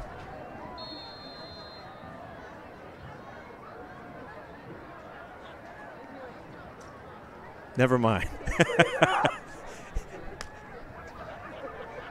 Georgetown 1st down and 10 from their own 30. Pass here on the right side, trying to get out of bounds, and I don't think he's going to get there. He didn't. The clock is going to run. The catch was made by Corey Coleman, but Corey Coleman, man, what a great job by the Rouse defense keeping him in play here. 23 seconds to go, 2nd down and 3 for Georgetown. Pass over to the left side. It's caught. The 45. This time the Eagles will get out of bounds. And the clock is stopped there on the 45-yard line. It's a first down. It was in the hands of Cade Lachlan. Those Rouse defenders are keenly aware that they need to try to keep those guys in bounds with only one timeout, 15 seconds left. We'll have David on in just a little bit here to halftime. First down and 10 for the Eagles on their own 45, left hash mark. Stepping back is Seosin, has all day, throws over to the right side. It's up, and it is intercepted at the 20. Well, he went for broke on that one. It was in the direction of his intended receiver, Corey Coleman. It was a little too short. Coleman couldn't get back to it, and with 4 seconds to go, Rouse picks up the interception. Little too much air under it, but I think that's a gamble that you take in that situation. You got one, maybe two shots at it. Now there's only 4 seconds left. I don't see Rouse taking any shots here because you got to worry about, if you're Rouse, a pick 6 in that circumstance. So I would imagine they're going to take a knee and get out of here. 4 seconds to go for Rouse here in the first half, 20-7. The score, Moore in shotgun. They are going to go for a little something here. And Moore will just run this one to the left side, and he'll run it out of bounds. And that will do it at half. We'll keep it right here as David will try to get that interview with Coach Jason Dean. Georgetown leads 20-7. After 2 quarters, we'll send it down in just a few moments. Coach Dean talking some things over. So far, though, it's been a good one for Georgetown.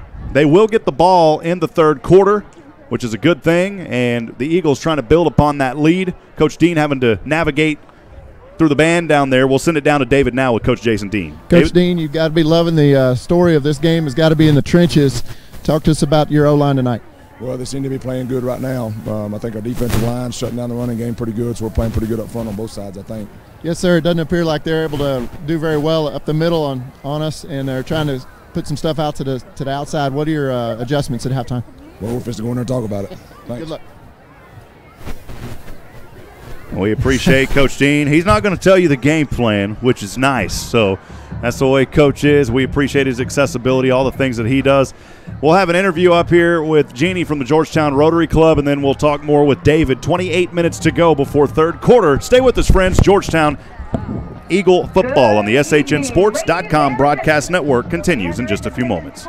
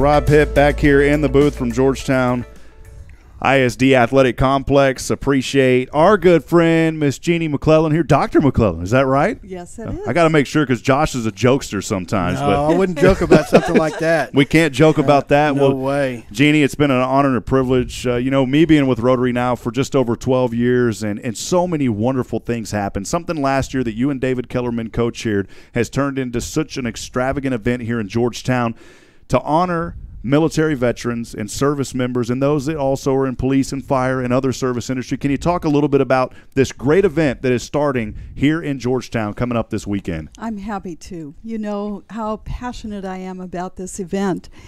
It started last year with our Rotary Club. Actually, the year before, we were able to get the Rotary Club excited about having something that was our signature event. And what we decided was to start big, because I told them if you start small, it takes forever to get bigger. If you start big, you can really make an impact in the community and really benefit the first responders and our military that we're trying to honor with this event. So this event called the Field of Honor. Last year I bought a flag for my grandfather who served in World War II. He was actually on the first wave at D-Day. Also bought one to honor my father. And I got to tell you, so much emotion surrounding that event, so many good things happening as we honor those that have sacrificed so much. Can you talk a little bit more about the Field of Honor? Really, it's not just a thing in Georgetown. This is something that's been taking place in other cities, if I'm not mistaken. Correct me on that if I'm wrong. Yes, Rob. No, there are about 60 of them throughout the country, and they are licensed by the Colonial Flag Foundation out of Sandy, Utah. And that actually originally began after 9/11. The Colonial Flag Foundation had a healing field, they called it. And as the sentiment kind of waned over time, they were able to transition to something called a Field of Honor. And it caught on. And so people across the country, various organizations, not all Rotary clubs, but various organizations decided to put it on. So last year was our first year. We had 1,400 full-size U.S. flags on that field in San Gabriel Park. And this year we will have over 2,000 flags. Wow. You know, here on SHN Sports, it's something we call commitment to community, where at halftime we want to bring in organizations from time to time here at home and talk about the great things that are going on. As a Rotarian, I can tell you, friends, this is an event that you do not want to miss, something very special. Flags are for sale. So talk a little bit, Jeannie, about where folks can buy these flags, how they can get involved, and also some of the events, because this isn't something that's just going to take place for a day or two. We're talking about, I believe, 10 days. 9 days. 9 days, and yes. It'll cap off on Veterans Day. Talk more about how they can buy and the other events. Okay, so to buy a flag for your veteran or first responders, you just come to the field, go into the tent, and you will see the area that is the flag sales area. And you're able to buy a flag for $40, and then it's dedicated to that person. So you can purchase as many. I had something like 8 or 9 flags last year because my own daughter is a veteran. And so that's where the sentiment comes in. And when you see the field, I always tell people, this isn't something you just see. This is something you feel.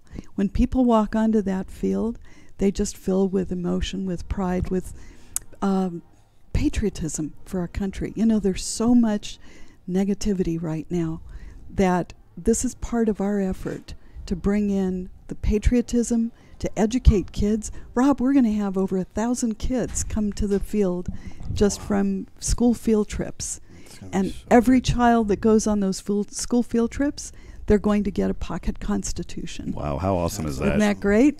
Well, we had our Rotary meeting today at the VFW post here in Georgetown, 8587. We appreciate Mr. Ray Sanchez for opening up that facility, letting us be there. And I just got to tell you so much about how awesome it is to have this event right here in Georgetown, Texas. And it's kind of fitting because we're in a football stadium tonight. It's right where the old football field used to be at Birkelbach back in the day. Right. Joshua, from you, you're on the cusp of being official member in Rotary now. So I wanted to have you here to talk a little bit about just your thoughts on this Field of Honor. You were there today. You saw a lot about what was going on. Tell us about your thoughts as somebody who's new and some things that you saw last year that you think are pretty amazing. Yeah, right. So last month when I had that first initial visit with Rotary, and you had me come and kind of share a little bit about my story, I heard the excitement then. because they were kind of just starting the, hey, here's what we're planning on doing. Here's kind of about the flags and what we did last year. And then today, to feel that excitement in that room today was amazing, not just from you, but then from all the other ones that have been working. This is going to be 9 days coming this way, but there's been a lot of planning back here, and it's an exciting. I mean, I could just feel the excitement of the passion behind what y'all are doing and why you're doing it. And so today was confirmation for me that this Rotary is where, you know, I believe God's calling me, and I'm excited. I'm excited about seeing this thing play out because I've never seen anything like this. And so it was awesome. Just this whole last month, just the prep up to it was awesome. And so I can't imagine what it's going to look like. It's great. Well, Jeannie, I was going to ask you, tell folks where they can go online. There's a website set up for this. Talk a little bit about that and some ways. Is there any need for people to help volunteer still? Absolutely. First, let me start with the website itself. It's www.georgetowntx, for Texas, of course, georgetowntxfieldofhonor.org. So you can go on there and you can find out exactly what's happening all week long. Every single day we have 9 days of events. So the schedule of events is there. You can purchase tickets to the Patriots Ball that happens on November 10th at the Sheraton, which is going to be a phenomenal and elegant event. Yeah. And like I say, there's events every day of the week. And then what else did you want me to share? We just have so many good things coming through. I know, there's so much to talk about. Is there an opportunity for people to volunteer? Absolutely. Thank you. People can come out tomorrow, as a matter of fact, and either watch or volunteer to help us set up the field. Police, fire, sheriffs, EMS, they're all going to come out and pound in the rebar. And then we have volunteers from all over the place coming to help us put the flags on that rebar. Last year, for 1,400 flags, it only took about an hour and a half to get that whole field set up because we had volunteers coming. Yeah. Just come out. And if we have enough volunteers, you can absolutely watch. We have a beautiful observation deck that people can get up. That observation deck is 16 feet high. And so you can watch from above and see this whole thing kind of play out. It's going to be awesome to watch. It'll be great. Last year my camera took some photos, but also took my drone down there and flew over it, and it was just amazing.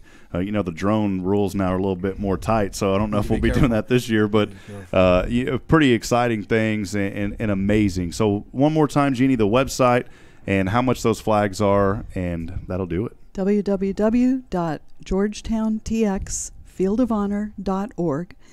Flags are on sale for $40 a piece, and we'll have a lot of other fun things at the field as well. See, don't miss the opening ceremonies on Sunday. 2 o'clock Sunday afternoon. Get there early if you want a seat. Otherwise, bring a lawn chair, and we're not going to talk about umbrellas. And down in the park where the old football field used to be. Just real quick on the flag size, because when I first heard about it, I was thinking, you've seen in some of the memorials the little flags sticking out of the ground. For $40, it's not. These are full size. These are big flags. So you're getting a good size flag for your money, and you get to take them home. Yeah, and you get to take them home afterwards. It's awesome. And the cool thing is, anybody who had a flag last year can bring it back this year. If they are in perfect condition, we will repost it for them for $20. Wow, not a bad idea. So we just fill up the field, and David might kill me for saying this, but my goal is 5,000 flags in 5 years. There we go. There you go. I'm believing that tonight. I believe that's going to happen. We know that. I was talking earlier in a message online in a really cool group that, in fact, the PA got me. It's called Rise and Grind, the group on Facebook, and it's all about positive messages and things. And I said, if you're positive, you fall into prosperity. So we're going to believe that tonight, that in 5 years, 5,000 flags. We're going to be positive. We're going to see that happen. Such a good cause, so I believe it too. We're in the best area to make that happen. Absolutely. Well, Jeannie, any final comments before we let you go? We so appreciate you being here tonight, Jeannie, and talking about it. Thank you so much for having me, and we're very excited to have the whole community. And don't forget, this isn't just a Georgetown event. This is a Central Texas event. We have the exclusive licensing for all of Central Texas. So all y'all come on out and have a great time. Come on out. Awesome. Yes. And one last time, that website, we just want to hammer it home, and I'm going to encourage the listeners right now and those of you later on the archive video broadcast, go to it as soon as you hear her words, that website. www.georgetowntxfieldofhonor.org. Well, thank you, Jeannie. Thank you, Georgetown Rotary Club. And more importantly, thank you to all of those that have served and given so much through the military and also our fire and police and everyone associated in that type of service. We appreciate you. God bless you. Thank you, Jeannie, for being here. Thanks for having me. Thank you, Ms. Appreciate Jeannie. it. Yeah, Thank you. It's going to be great. We'll step aside and take a quick break. We'll let you enjoy some of the sounds of the marching band on the field. Stay with us. SHN Sports coverage of Friday Night Football here in Georgetown, Texas continues in just a few moments. Hey, thank you. Thank you.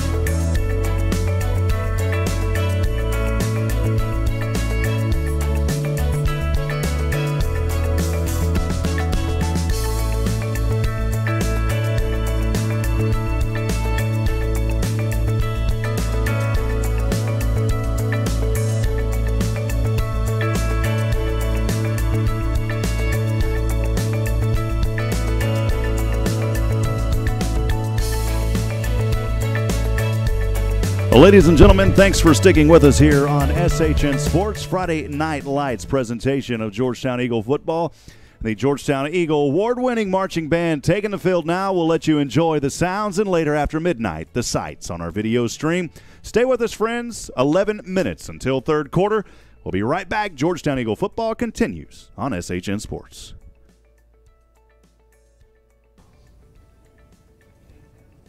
High School District is proud to present the Georgetown High School Georgettes and Eagle Marching Band.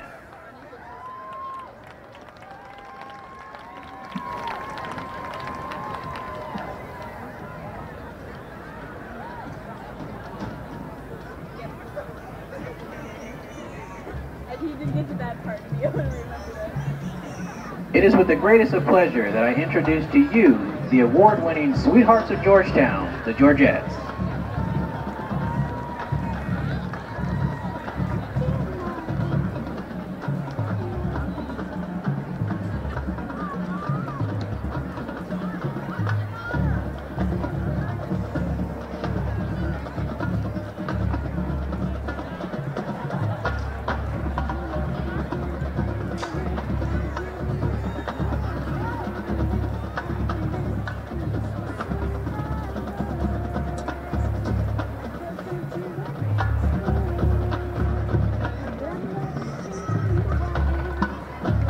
Lieutenants are Erica Germain, Hallie Mikulinchek, Rebecca Young, and in the center, your 2018-2019 Georgette captain is Hannah Harriet.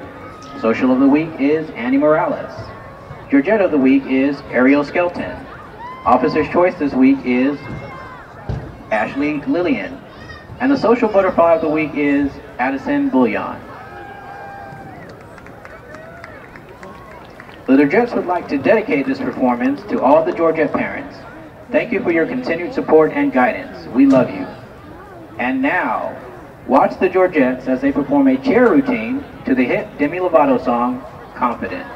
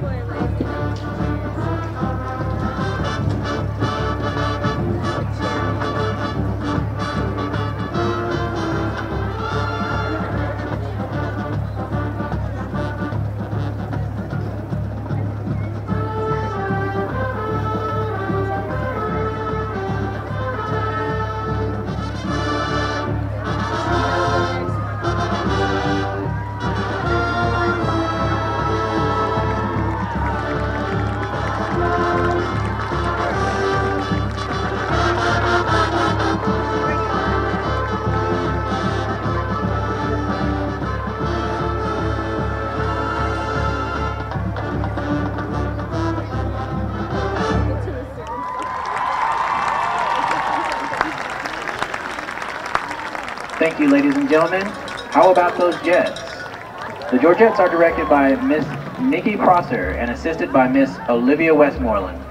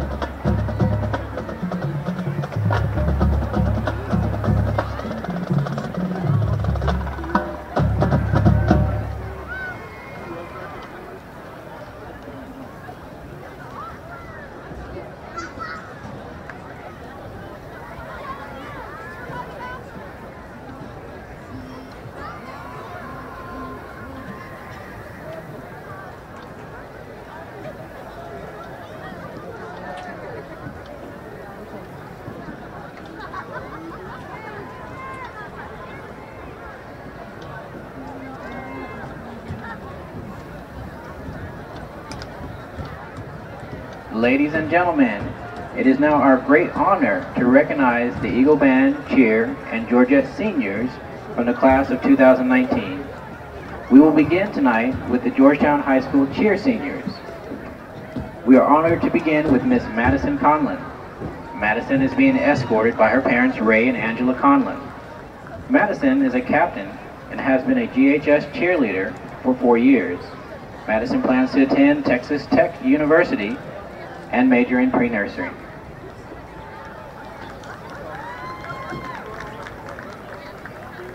We are honored to recognize Ms. Hannah Dudley. Hannah is being escorted by her parents, Craig and Nicole Dudley. She has been a GHS cheerleader for 4 years. Hannah is planning to attend the University of Alabama to major in pre-law. Next, we are honoring Ms. Nicole Gould. Nicole is being escorted by her mother, Kathy Gould, and father, Lee Gould. Nicole has been a GHS cheerleader for 4 years. She plans to attend Texas Tech University and major in business and marketing. We are honored to recognize Miss Kelly Johnson. Kelsey is being escorted by her father, David Johnson, and her mother and stepfather, Allison and Robbie Ray. She has been a GHS cheerleader for 4 years. Kelsey plans to attend Texas A&M University and major in management and communications. We will now honor Miss Lily Lansdale. Lily is being escorted by her parents, Brian and Lisa Lansdale. She has been a GHS cheerleader for 4 years. Lily is planning to attend Texas State University, where she plans to major in medical technology. We are honored to recognize Miss Sydney Scarborough. Sydney is being escorted by her parents, Suzette Schoenfield and Corey Scarborough. Sydney has been a GHS cheerleader for 1 year. Sydney plans to attend Ole Miss University and major in nursing. Next, we are honoring Miss Alyssa Timmons. Alyssa is being escorted by her parents, Markel and Rachel Timmons. Alyssa is a captain and has been a GHS cheerleader for 3 years. Alyssa is planning to attend Glenn College and major in biology. Now we will honor Miss Sydney Ward.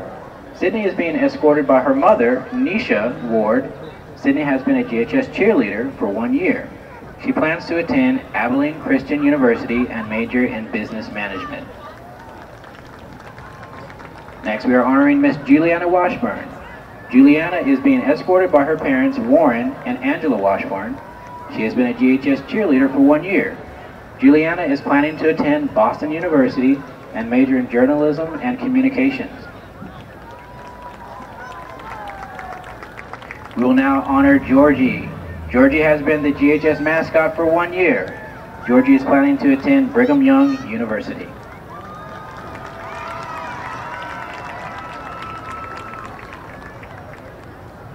We will now honor the Georgetown High School Georgette seniors. We are pleased to begin with Miss Natalia Duran. Natalia has been a Georgette for 3 years. She is being escorted onto the field by her mother, Juanita, and her brother, Eric Duran. Natalia plans to attend Austin Community College, then transfer to Texas State University, where she will major in nursing. Next, we are honoring Miss Aaliyah Fillmore, who is a 3-year member. Aaliyah is being escorted by her parents, Summer and Leo Fillmore. She plans to attend the University of Texas at Austin, where she aspires to be a fashion designer. Miss Hannah Harriet, a 4-year Georgette, and the 2018-2019 Georgette captain, is being accompanied onto the field by her parents, Brianna and Greg Harriet. Hannah plans to attend Texas A&M to study marketing and business. Please recognize Miss Annie Morales, a 3-year member of Georgette's and a current social. Annie is being escorted by her parents, Andrea and Mark Morales. She plans to attend Texas A&M to major in nursing with a specialization in pediatrics. Give a round of applause for our class of 2019 Georgette seniors.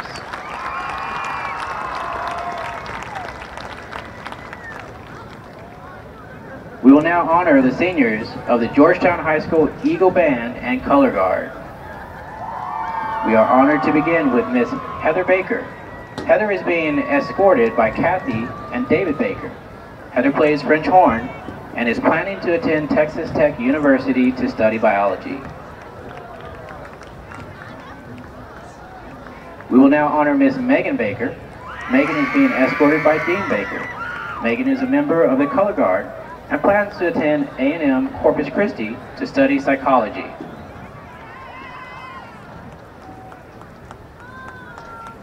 Next, we are honored to recognize Mr. Josh Beachy. Josh is escorted by Esther and Merlin Beachy. Josh plays bass, trombone, and plans to attend the University of North Texas to study music performance.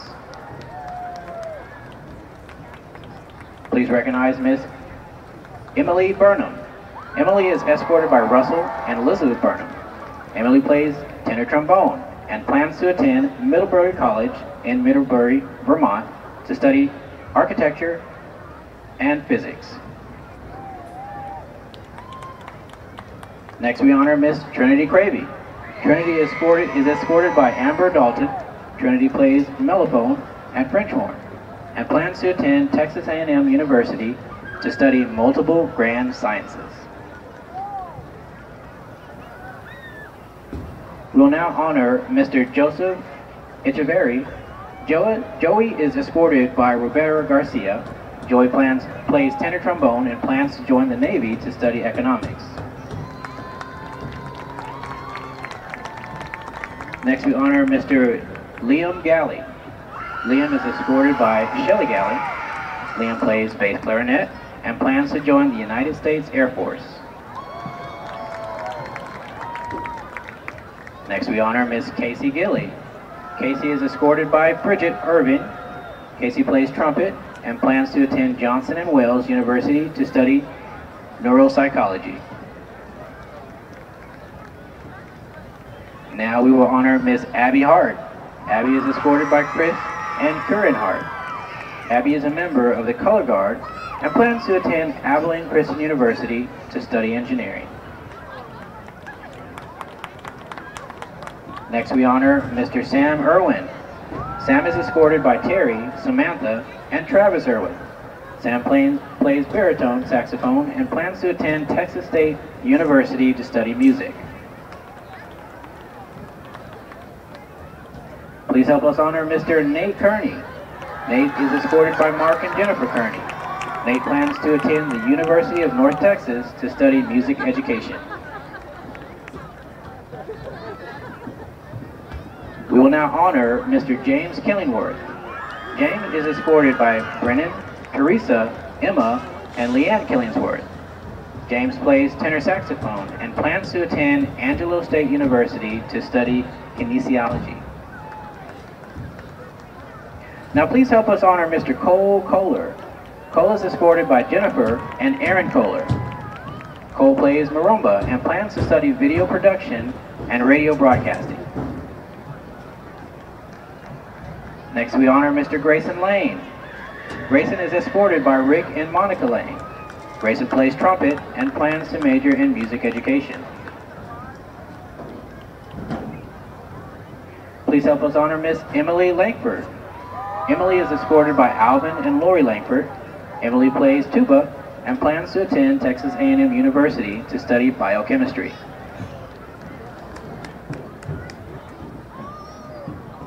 We will now honor Miss Catherine Massey. Catherine is escorted by Ann and Tim Massey. Catherine plays trumpet and plans to attend St. Edward's University to study international business. Please help us honor Miss Lauren Matthews. Lauren is escorted by Mark and Rachel Matthews. Lauren plays alto saxophone and plans to attend Ludwig Maximilian University of Munich to study music education. Next, we honor Mr. Colton Pond. Colton is escorted by Casey and Dwayne Pond. Colton plays trumpet and plans to attend Blinn College and then Texas A&M University to study business entrepreneurship. We will now honor Miss Fabiola Sandoval. Fabiola is escorted by Ada, Giselle, Ismael Sandoval III, and Ismael Sandoval Jr. Fabiola is a member of the Color Guard and plans to attend Central Texas Beauty College to study cosmetology. Please help us honor Mr. Ryder Scott. Ryder is escorted by Jennifer and Shane Scott. Ryder plays tenor trombone and plans to attend the University of Mary Hardin Baylor to study filmmaking. Next, we honor Mr. Matthew David Erkson, Sefji. Matthew is escorted by Angela Skimeka and Michael Sefji. Matthew plays mellophone and French horn and plans to study business marketing. Next, we honor Mr. Peyton Sprinkle. Peyton is escorted by Christy and Heath Sprinkle. Peyton plays trumpet and plans to attend the University of North Texas and study biology. Please help us honor Miss Emily Turner. Emily is escorted by Rita, Katie, and Coy Turner. Emily plays clarinet and plans to attend ACC to study cosmetology and business. Next, we honor Mr. Aji Watkins. Aji is escorted by Tanika Watkins. Aji marches bass drum and plans to attend Prairie View A&M and then the Air Force to study computer science. Next, we honor Miss Adrienne Watson. Adrienne is escorted by Mike and Brandy Watson. Adrienne is a member of the Color Guard and plans to attend Howard Payne University to study elementary education. Finally, help us honor Miss Anna White. Anna White is escorted by Jana, Laney, and Troy Kittle. Anna plays clarinet and plans to attend the University of North Texas to study psychology and child development. Ladies and gentlemen, it is my pleasure to present to you the Cheer, Georgette, and Eagle Band seniors from the class of 2018. Please congratulate them with a mighty round of applause. Seniors, thank you for your hard work and dedication, and best of luck to you in the future. And always remember, Eagle Fight never dies. Tonight, ladies and gentlemen, we have a special announcement. Each year, the members of the varsity Eagle football team select a senior girl as football sweetheart. At this time, the Eagle football team members would like to introduce their 2018 football sweetheart nominees.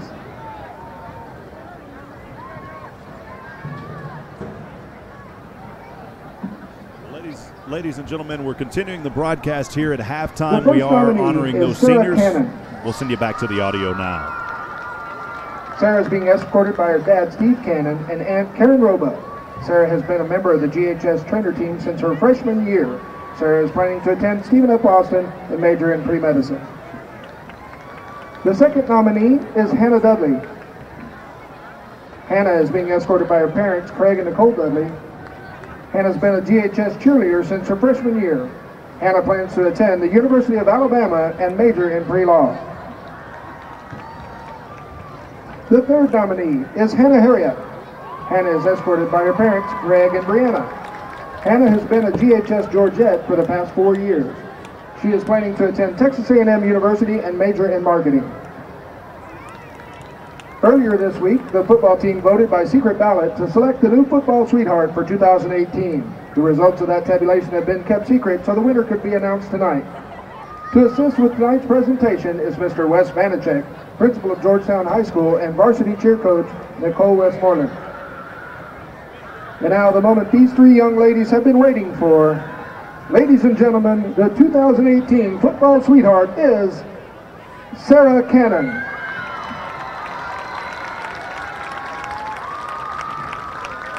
Ladies and gentlemen, thanks for sticking with us here at halftime. It's senior night here at Georgetown High School. Sarah Cannon just named the football sweetheart. We're about to get things started here in the third quarter. A lot of games going on throughout Central Texas. David England down there on the field. David, I'll send it down to you for not only some of those score updates, but as well as a weather update for those that may just be joining us here tonight. Rob, it is just a beautiful November evening here in Central Texas. The current temperature is 59 degrees. And the winds are southwest at 4, and humidity is going up a little bit, 60%. Just beautiful weather tonight. Scores around Central Texas. We'll start with the SHN network. You've got Gerald is losing to Rockdale right now, 35-10. And then Eastview is beating Cedar Creek down there in Bastrop, 18-3. And then a close game over in Hutto. You've got Hutto beating Manor 31-21, and then over there in Cedar Park at Gupton Stadium, Cedar Park is taking care of Pflugerville 34-0.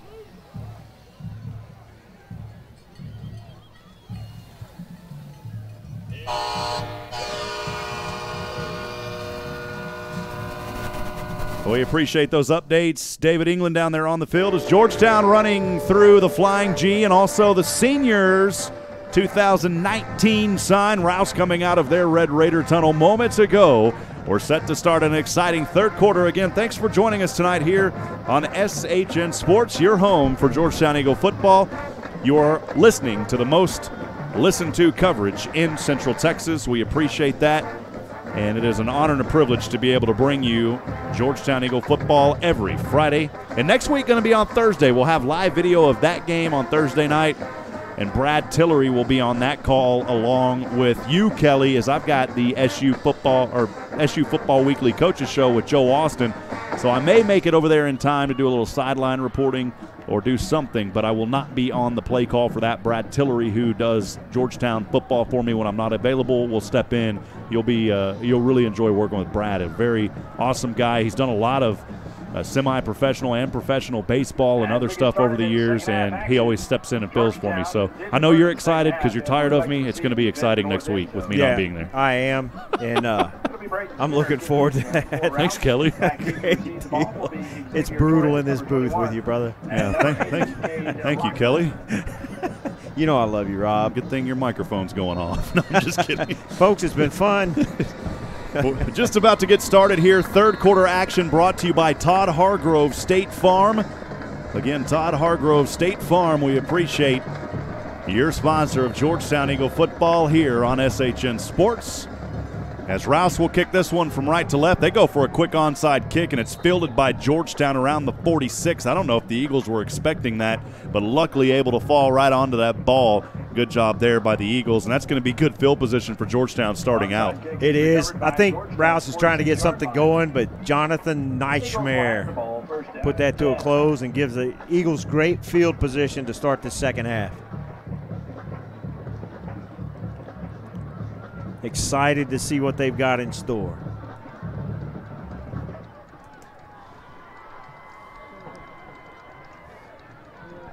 Georgetown will have it first down and 10 from their own 46, 11:57 to go here in the third quarter. The handoff here on the left side, still on his feet on the left hash and almost close to a first down for the Eagles up to the 46-yard line. Rosen out of the backfield with an 8-yard carry. That'll bring it second down. It'll be 2nd down and 2 for the Eagles. Georgetown has it on the Rouse 46. They have the lead 20-7 here on a Friday night. In the third quarter, Siosen shotgun, 2 receivers to the right, no one to the left. Siosen going to keep it tonight here on that carry, and he'll be stopped for a loss of 1. That's something, Kelly, I wanted to bring up. We saw Siosen start those keepers versus Hutto. It's been effective. Here tonight, though, we really haven't seen it a lot except on those goal line plays. Yeah, I think they've had so much success handing the ball off, and I think Rouse has been kind of spying Siosen a little bit to keep him from breaking loose on those runs that he's had a lot of success on. So they've stayed with what has worked.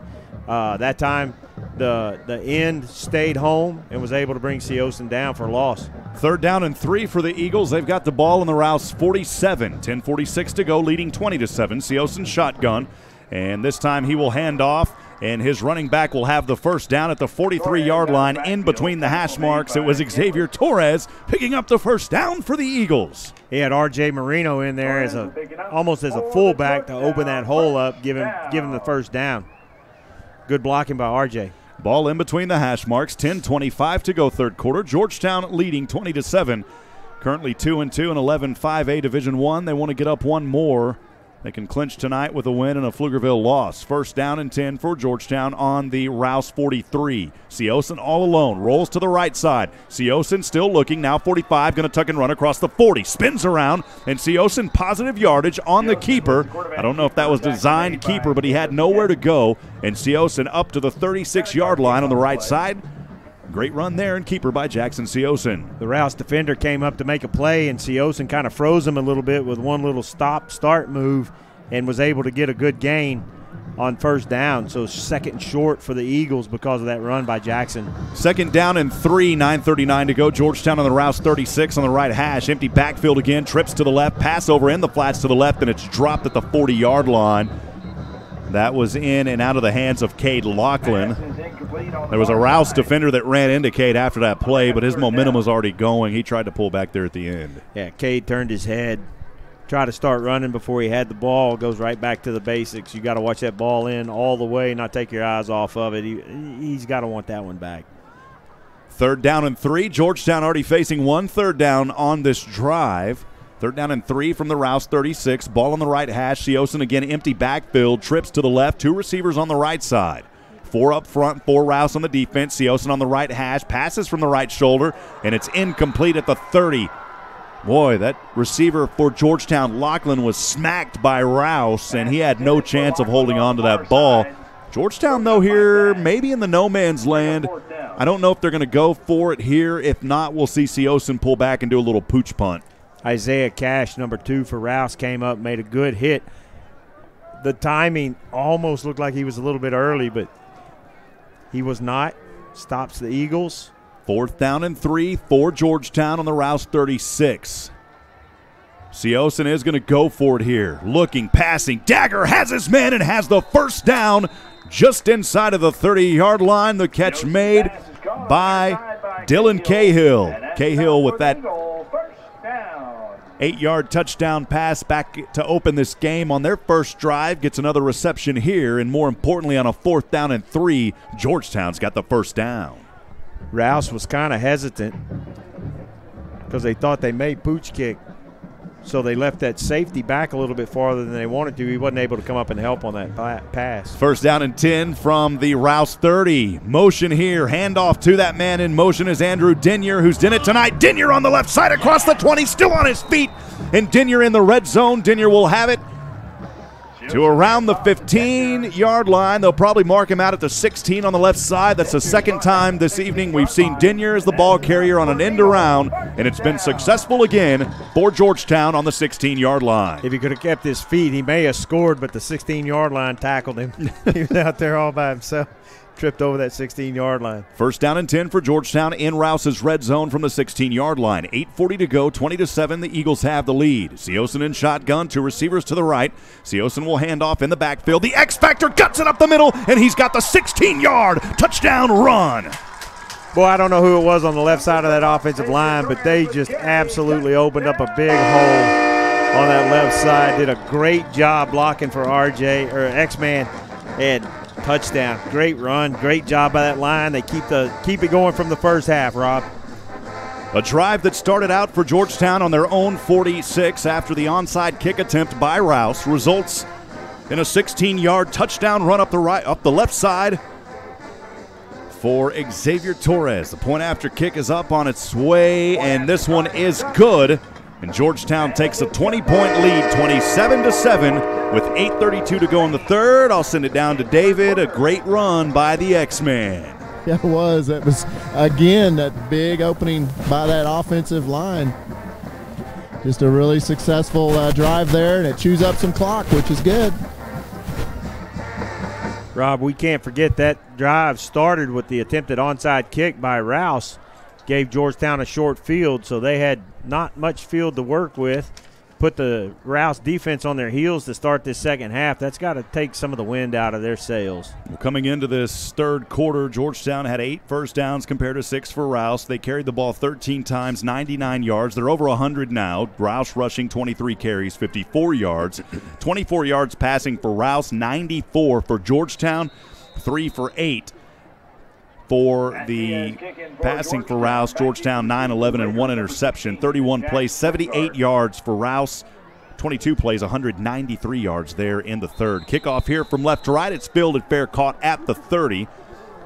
And as we go back and look at those first half stats, Torres 3 carries for 65 yards. He's well over that now, and Moreno had 7 for 33. Tate for Rouse, who's been the highlight on their side, 15 carries, 40 yards. All passing has been done by Moore and Siosin. Again, Siosin 9 for 11. 1 interception there coming at the end. You can't. That's one of those that shows up, but you really say, hey, you know, they just threw one down there. And then in some other sports at Georgetown, volleyball lost 3-1 in the area round match at Giddings tonight.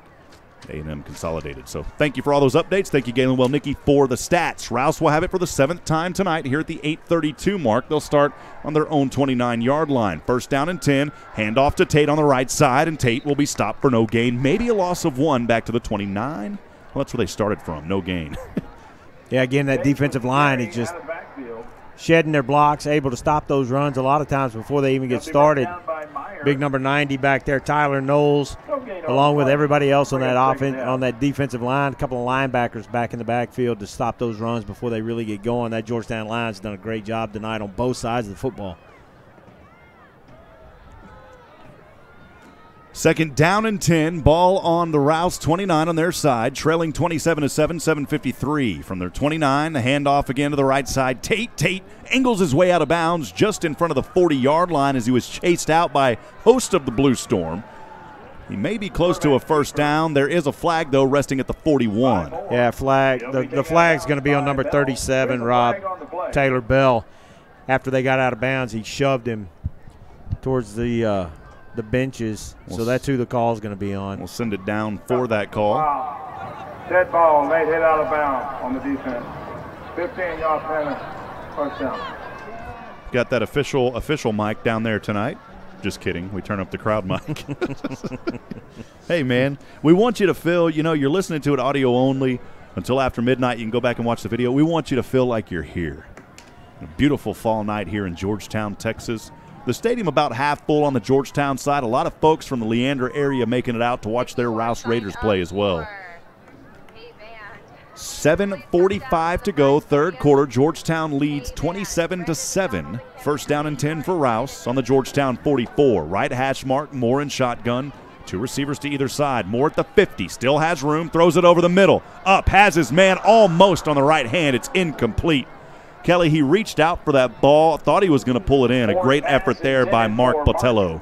He did. The defenders, he had 2 defenders on him. Both of them bought the double move. They bought that inside move, but then he bounced it out to the outside and was open. Pass was there. He just dropped it.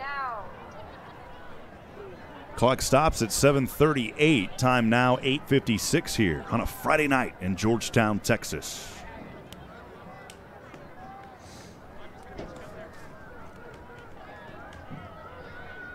Second down and 10 for Rouse on the Georgetown 44. Right hash mark. Man in motion from right to left is Drew Henson. Instead, the keeper by Moore. He has daylight across the 30 on the right side. First down, but the flag flies at the end here on our side, on this left side, Kelly. One of the Georgetown coaches may have helped out with that because he was barking at that line judge about something, maybe a hold or a chop block on the interior. will send it down. Got a legal block in the back on offense. Illegal block in the back on the offense. Didn't get the number there. He didn't say one. That's going to move it back 15. He hadn't said any of the numbers on the penalties tonight. Man, it's those penalties like that that just kill. That 15 yards hit out of bounds has kept this drive sustained. And now you've got a good gain that's brought back for Rouse on a block in the back. That's the kind of stuff that makes coaches old fast. It's going to be 2nd down and 12 now. The ball will back up to the Georgetown 46. 2nd down and 12 from the Georgetown 46. 7:32 to go for Rouse here in the third, trailing 27-7. Moore over to the left side, and it's in and out of the fingertips of his intended receiver, incomplete at the 40 on the left side. That was intended for Jack Wingard. That'll bring up 3rd down. We've seen on a couple of these passes now the receivers drop the ball, and that's, again, Rouse is not, their offense isn't designed for a big comeback because they're based on the running game. And they've had a couple of receivers drop passes now. Well, a drive for Rouse, their 7th possession of the night, first one of the second half, started here at the 8:32 mark. We're already a little over a minute into it at 7:27 on the game clock. 3rd down and 12 for the Raiders on the Georgetown 46, moving from right to left. Moore has 2 backs behind him. He will hand off to one of those backs and will get up near the original line of scrimmage back to the 44-yard line. It'll be 4th down here. Another stop by the Eagles, so it'll be 4th down and 10. Well, the Blue Storm tonight has played very well in these critical moments of these downs, Kelly, and we'll see if they can hold again. They did it tonight 2 times so far. Yeah, they have. With the difficulty that Rouse has had moving the football, they got to feel like every possession in this second half is 4 downs. 4-down territory. I don't think they're going to punt this half. Rouse will go for it. 4th down and 10 from the Georgetown 44. Moore steps back. Moore still on his feet. Throws a dagger up and incomplete. No, it's intercepted by Georgetown at the 15 on the left side. We'll see if they give the interception to the Eagles. I believe they do, and the Eagles have it. The Blue Storm continuing their domination tonight here in Georgetown, Texas. David, I don't know if you saw it or not, but Tyler Knowles absolutely bull rushed off that right side and just manhandled his offensive lineman into the backfield, put pressure on the quarterback. I completely missed it. Honestly, we were, that ball got up in the air, and Elijah Clough came down with that. Yeah, I was just about to mention Elijah Clough with the interception there for the Eagles. They'll start here from left to right. 1st down and 10 for Georgetown. Here at the 6:35 mark in the third, leading 27-7 from their own 16-yard line. Seosin shotgun, 2 backs to his side. He will hand off to one of those backs, guts it up the left side, still spinning around and up to the 22-yard line for the Eagles. I believe the ball carrier there. I'm not sure if that was Isaiah Fillmore there in the back. David, did you catch who that ball carrier was? Looks like Rodan in the backfield right now. It is Rodan, thank you. Chief Wayne Nero checking in with us, Facebook Live. Chief Wayne Francis Nero. 2nd down and 3 for Georgetown from their own 23. 2 receivers to the right, 1 to the left. Seosin in shotgun stands at the 16. Punt fakes once, right-handed pass over left side. His defender got tripped up, or the receiver got tripped up down there around the 45. It's incomplete. It was intended for Isaiah Fillmore. No flag there as he just got tripped up. You can't call that one. Nah, that's a good no call. They're both looking back for the ball. Their feet just got tangled up. 7th possession of the night for Georgetown. Started here at the 6:35 mark. 5:51 to go, third quarter.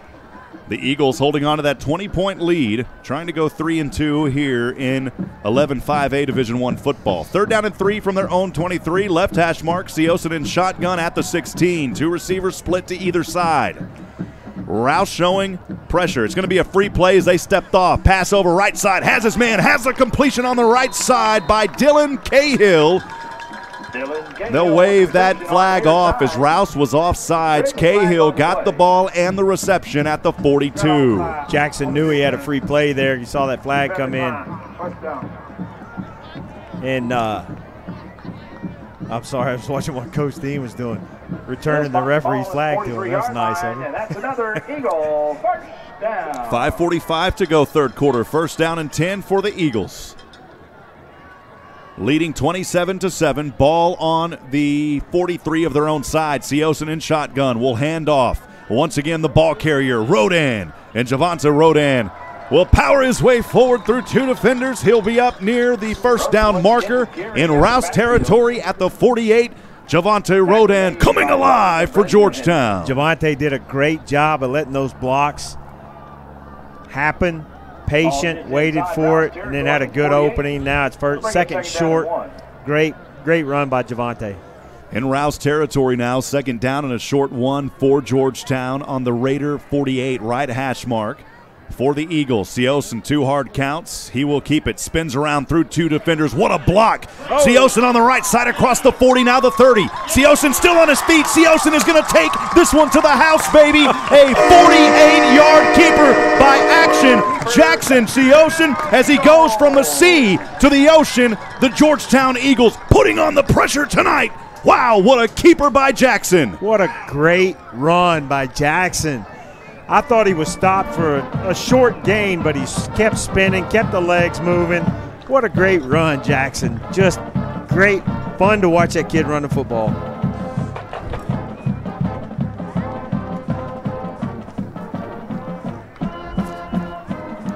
Unfortunately, I don't think we're going to have video of that one.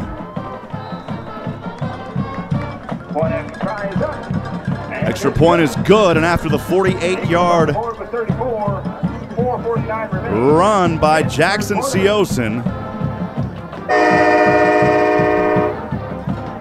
Georgetown leads 34-7 at the 4:49 mark.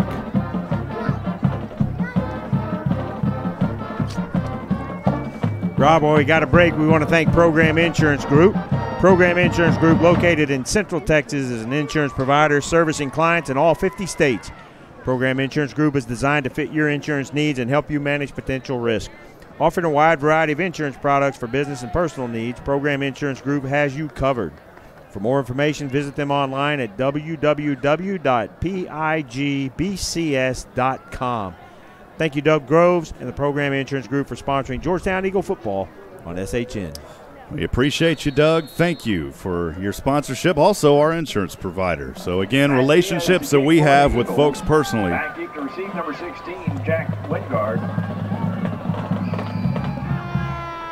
Kickoff here from left to right, and it will take a bounce, and Rouse luckily falling on it. Boy, they got a little relaxed down there as it took the old golf chip bounce. Georgetown almost fell on that ball just outside the 30-yard line. Things get a little chippy down there. Diaz checks out. A.J. Ferris was the receiver on that, and I think he was expecting that ball to bounce out of bounds, but it was like a wedge shot on the golf course.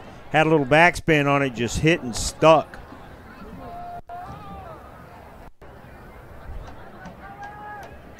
Again, first down and 10 for Rouse. On their 8th possession of the night, 4:43 to go here in the game of the third quarter. Not in the game, third quarter. Rouse will have this ball on their own 29, trailing 34-7. Handoff up the middle to Tate, and Tate will get a healthy run up to the 34-yard line. 5-yard gain on the Actually, it may be a new ball carrier out there, Kelly, if I'm not mistaken. Yeah, I didn't see who. I didn't get a number on him. I thought it was Tavion Tate.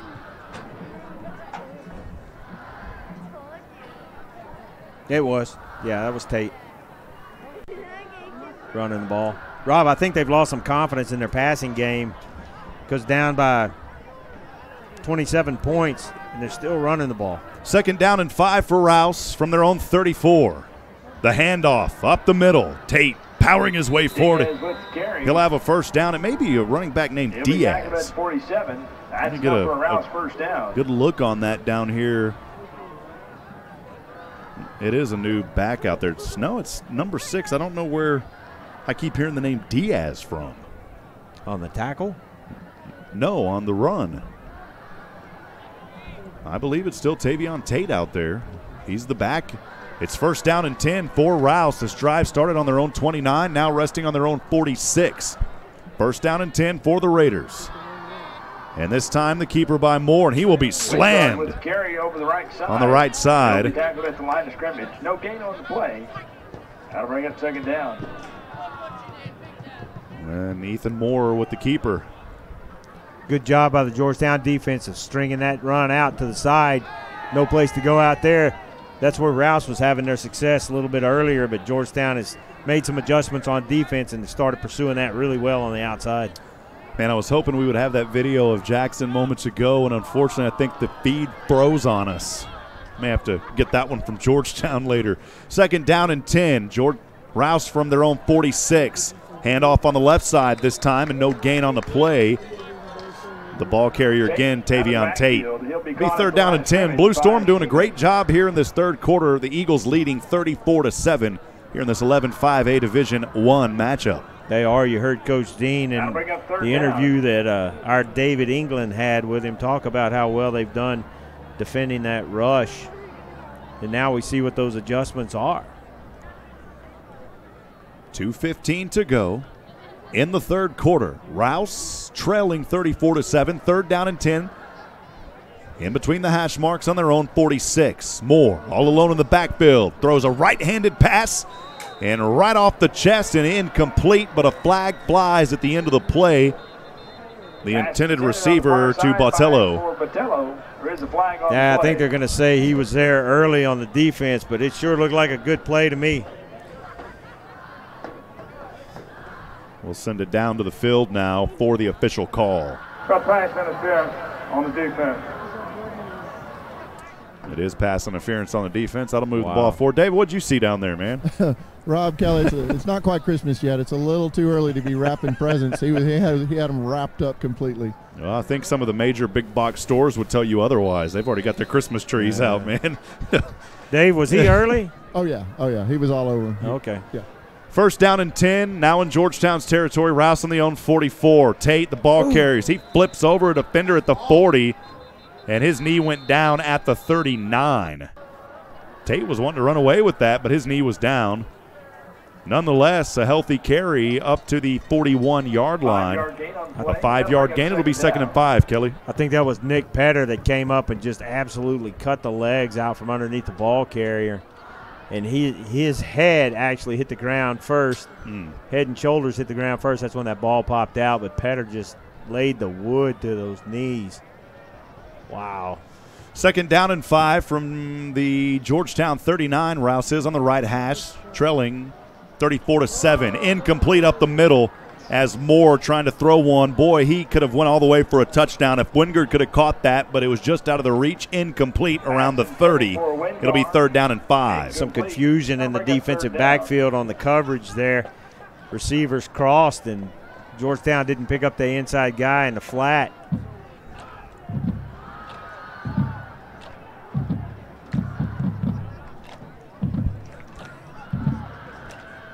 Third down and 5. Rouse on the Georgetown 39. 1:14 to go, third quarter, trailing 34-7. Two receivers to the left.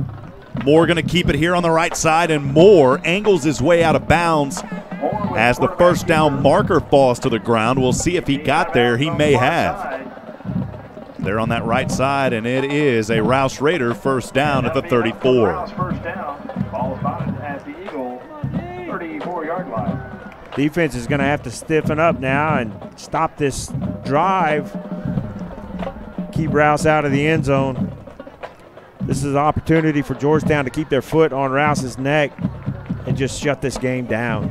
Georgetown and their 3-4 defense, they've got 3 up front, 4 behind them. First down and 10 for Rouse, moving from right to left on the Georgetown 34, and shotgun is Moore. Passes left side 30, has his man. Great tackle there, though. On the field, it was caught by number 16, Wingard. And a first down saving tackle made by the Eagles. An 8-yard gain on the left side up to the 26. A.J. McMillan did a good job coming up and making that tackle. I think that was A.J. Hear the Georgetown Eagle Band and the drums in the background. 29 seconds to go, third quarter, left hash mark. Second down and 2 for Rouse on the Georgetown 26. All alone is Moore. Throws up over the middle, and it is almost intercepted in the end zone. Great job by Georgetown. Number 9 in the end zone. That's A.J. Ferris. It is incomplete, and it'll bring up 4th down. Great job there on the defense by Georgetown, Cohen, Ward, and company. He stayed with the receiver that whole time, kept his eyes back towards the ball. That may have been one of those situations where since he was looking back for the ball, they didn't throw a flag because there was some contact prior to the ball getting there, but good play by Cohen.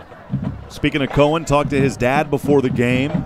Wonderful family here in Georgetown, as a lot of folks are. 3rd down and 2 from the Georgetown 26.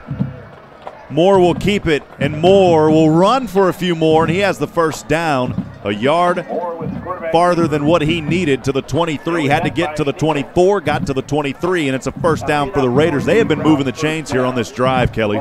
They have. The offensive line's done a better job of protecting the quarterback on this drive, also done a better job with their blocks on the running game, so they're starting to have some success, but they're running out of time. That's the end of the Todd Hargrove State Farm third quarter. Third quarter action was brought to you by Todd Hargrove State Farm in downtown Georgetown, right off the square. Again, another insurance agent that I personally know that I do business with. We appreciate all the fine work of all of our sponsors. Kelly, I'll let you think a few more of them. Again, we want to thank Oak Ridge Disciple House for their sponsorship of our broadcast. The Oak Ridge Disciple House is a faith-based Christian character-building ministry that helps men age 18 and older overcome substance abuse addiction through a well-planned and structured program. If you or someone you know is struggling to overcome their addiction, the Oak Ridge Disciple House can help. Please visit them online at oakridgedisciplehouse.com. Thank you, Joshua Harris and the Oak Ridge Disciple House, for your generous support of Georgetown Eagle football on SHN Sports. And what a tremendous program they have there. We also want to thank Georgetown Jewelry. Football on SHN Sports is brought to you in part by Ricky Poe, owner of Georgetown Jewelry. Georgetown Jewelry specializes in custom jewelry, bridal, watches, repairs, appraisals, and are buyers of gold, silver, coins, and more. Georgetown Jewelry since 2013. Drop by Williamsburg Village Shopping Center in Georgetown or visit them online at georgetownjewelry.com. We appreciate all of our sponsors here on a 1st down and 10 from the Georgetown 23. Handoff on that left side, and it will be up to the 20-yard line. 3-yard carry. It'll be 2nd down and 7. Good job again on the interior. 2nd down. Defensive line shooting those gaps and keeping those gains to a minimum. Again, Rouse has not had much success in the middle, but they got to keep the defense honest. 4th quarter action brought to you by the Bobby Rogers family. We appreciate the Bobby Rogers family. Trey, Amy, and Lindsay.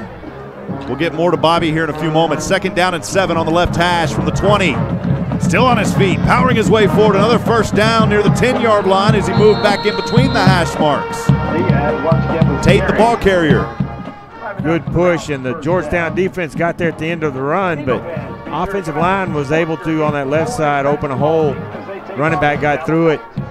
Good gain. 1st and goal. If you're interested in any vehicle, I'm talking anything, give Bobby Rogers a call at 806-632-9846. Once again, 806-632-9846. 1st down and goal from the 10. Handoff to Tate. Darting through defenders. The pinball machine is pinning right now, and he picks up a gain of about 3 to the 7. It'll be 2nd down and goal. It's an important drive for Rouse. No points here, and they're going to have a hard time catching up. They're going to have a hard time catching up anyhow because their ground game takes up so much of the clock. But Nate McMillan heading over to the sidelines, getting a break on the defensive side of things for Georgetown. 10:19 to go here in the game. 2nd down and goal. Rouse with the ball, trailing 34-7 here in Georgetown. Moore in shotgun. 2 receivers to the left. Moore's going to keep it, and Moore is going to be dropped in the backfield for a loss. Great job by the Blue Storm coming up, Mason Meyer and company. Yeah, Mason, he got off the ball fast on that snap, and the right tackle had absolutely no shot at Mason. Now we got a Rouse player injured. Injury down on the field. We'll take a moment to send it down to David England. David, Rouse, an impressive drive here, one that started on their own 29. The running game starting to work for him here, but maybe a little too late. I agree, Rob. You got a long way to go. 9:58 left in the fourth quarter. You got to give your hats off, I believe, to the secondary. Bend but don't break, and they're not allowing any big plays. Cohen and Miranda, they're getting their hands on these balls and not allowing those Rouse receivers to catch the ball, thus making them stay on the ground and chew clock. Back to you, Rob. David, we appreciate you. Give my buddy Chuck down there a good pat on the back. We appreciate all the fine work that Chuck does.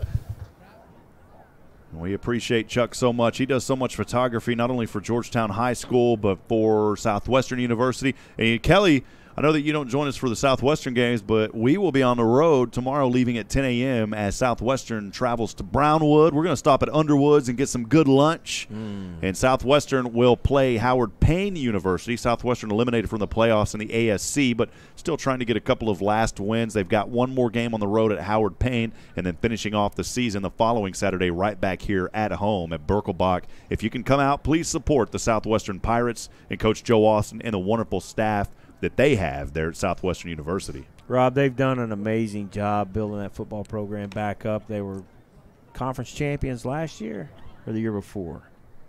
They were the SCAC champions year before last, back in 2016. And that was in their fourth year back on the football field. So the coaches there, the administrators there, SU's just done a great job. Those are fun games to go to, fun games to watch. And you see some pretty good talent. Last Saturday, some former Georgetown Eagles on the field playing against Southwestern. Yeah, Cole Northcutt, I believe, and Hunter Creasy. We talked to his father at halftime. Well, the Rouse injured player is up on his feet now. That's a good sign. He is being helped off the field, but walking gingerly with two helping him out. It's one thing that you don't want to see are these kiddos getting injured, especially here late in the season. Georgetown doing their job tonight here. Looks like they're on their way to 3-2 in district play. Yeah, you hate seeing these kids injured like that, especially when they're seniors and just a couple games left in the season, but hopefully he'll shake that off and be back. Well, again, we want to thank all of our sponsors. Minuteman Press in Georgetown, a proud supporter of Georgetown Eagle and Eastview Patriot football here on SHN Sports. For all of your design, printing, and promotional needs, Minuteman Press, your one-stop shop for all your marketing products and services. They can be found online at www.mmptx.com. That's mmptx.com. A special thank you to Ty Gibson and Minuteman Press for your generous support in helping make these broadcasts possible. 3rd and goal from Rouse from their Georgetown 13. And a new quarterback in there now, Jack Wingard. He'll keep the ball. Wingard now playing quarterback, I believe, Kelly. Correct me if I'm wrong on that. No, that's correct. Unfortunately, Ethan Moore went off the field moments ago. Yeah, Wingard kept that ball and went out to the left. He had a lot of running room. Georgetown shut it down, so it's 4th and goal for Rouse now. Rouse definitely will have to go for it here, trailing 34-7, 9:14 to go here in Georgetown, Texas. Eagles with a commanding 34-7 lead. Wingard shotgun, 2 receivers to the right. 4th and goal from his own 7. He'll keep it again, and he will not get there. The Blue Storm putting the clouds in front of Rouse tonight. He'll be stopped before the and it will be another turnover on downs on 4th down for Rouse. Man, this was a drive for the Raiders that started on their own 29, and the Blue Storm able to hold just inside their own 5. Cohen Ward and Brandon Hargrove did a great job stringing that out. Gave the quarterback not many options, short gain, but not enough on 4th down to get into the end zone. Again, a good job by Georgetown's defense of shutting down Rouse's strength. 8:58 to go. Georgetown, this is the farthest they've been backed up. They'll start this drive on their own 3-yard line with 8:58 to go in the game and the 34-7 lead. Seosin, shotgun. He'll hand off to his back on the right side and gives a little breathing room up to the 9-yard line. We are going to get a healthy dose of the run game from here out. Georgetown wants this clock to run, get out of here with what may be a playoff clinching victory because Cedar Park is pretty much having their way with Pflugerville. So Georgetown's ready to get off this field, get on to next week, see who finishes 3rd and 4th in the district. After a 6-yard carry by Xavier Torres, it's 2nd down and 4 for Georgetown from their own 9. And this time here, Torres, the ball carrier again on the right side. Xavier Torres near the 15-yard line, actually the 14. That's a Georgetown Eagle first down. Good strong run by Xavier, doing his best R.J. Marino impression. Joshua Harris over here, I don't know if that was an eagle or a turkey. I think he's got Thanksgiving on his mind.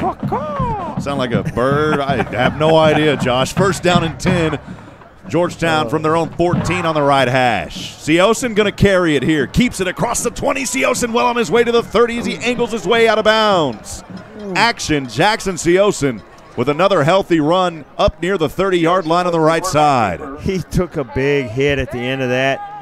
Wishing he would just step out of bounds. A couple of the coaches up here kind of grimaced a little bit when they saw Jackson take that hit, but he's okay, thankfully. Oh, man, he's got to take that ball out of bounds, avoid those big hits.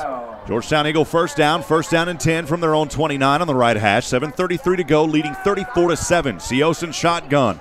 This time he will hand off to Torres, and Torres will have a loss of 2 on the play. Back to the 25. Forward progress didn't quite get back up to the line of scrimmage, so he lost a yard on that carry. Yeah, they'll push it back up. He got the forward progress up a little bit farther than the 25, so he's not lost that far back. It'll be 2nd down and 11 from the 28. I don't even know what I just said, Kelly. It just kind of mixed together, and it sounded like I said something that was tangible. Yeah, I quit listening about 6:38 left in the 3rd quarter. Yeah, appreciate it, man. 2nd down and 11. Georgetown from their own 28 on the right hash. And a handoff here, right side, still on his feet across the 40. Another healthy run by Xavier Torres up near the 40, and he'll have a Georgetown Eagle first down. Dave, you got something for us? Well, that was Rodan, I believe, on that last carry. But this is the first time all night we've seen the defense sitting on the bench, and the coaches aren't giving a hard time. They're taking a little bit of a breather. Not that they need much, but they're happy. That was a good stop, and this long drive, like you said, give him a chance to rest a little bit. Appreciate it, David. It is Rodan out there as the ball carrier. He was the ball carrier on that last run. First down and 10, Georgetown from their own 40. The handoff to Rodan. Darts his way back inside. Zing-zanging his way to around the 44. Rodan. Shilavante getting some yardage here. That's his nickname, Shilavante. Coach Dean told you that, right? No, Javon, the kids told me that at the coaches show. See, friends, if you come to the coaches show every Wednesday, as long as Georgetown's playing, and we hope to have Thanksgiving football here in Georgetown, come on out to the Eagle Nation coaches show every Wednesday, 6 p.m. at Burger U. 2nd down and 5 for Georgetown in between the hash marks on their own 45. 5:48 to go, leading 34-7. Siosen this time will be slammed for a sack in the backfield. And that's a new quarterback in there as well, I believe. It is a new quarterback in there as well. The new quarterback that's in there now is Jacob Ramos. Yeah, Jacob Ramos in at quarterback. Coaches were just letting us know. Thank you, Coach. I saw that right when the window was knocking. It's Ramos in there. Yeah. We got to be careful. We know that glass is thin. I know. No, we love the coaches here in Georgetown and the work that they do. Ramos 3rd down and 11, back on his own 39. Getting some touches here. Handoff on the right side, and the ball carrier is going to be dropped for a loss in the backfield. That was R.J. Moreno. Great tackle by Rouse, and it'll be 4th down. Georgetown's going to have to punt this one away. Yeah, it's good to be in a position in a game like this late in the season where you can get some of the younger guys in there. Ramos is a junior, so he may be at the helm next year. But it's good to get these guys some playing time, get them some snaps, get them some game time experience, and keep the starters healthy.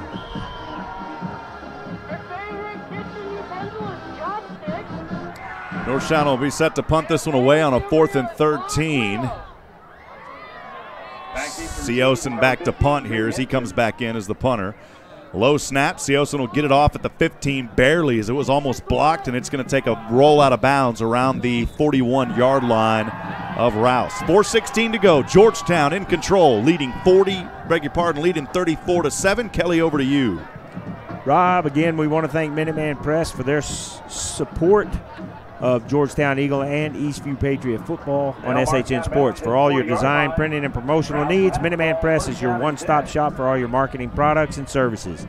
Minuteman Press can be found online at www.mmptx.com. Thank you, Ty Gibson and Minuteman Press, for your generous support in helping make these broadcasts possible.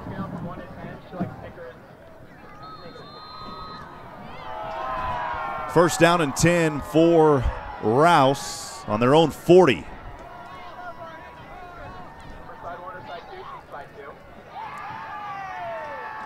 Wingard in shotgun, and he will keep it to the left side. Still on his feet across the 40 to the left side. Wingard on his way to the 25.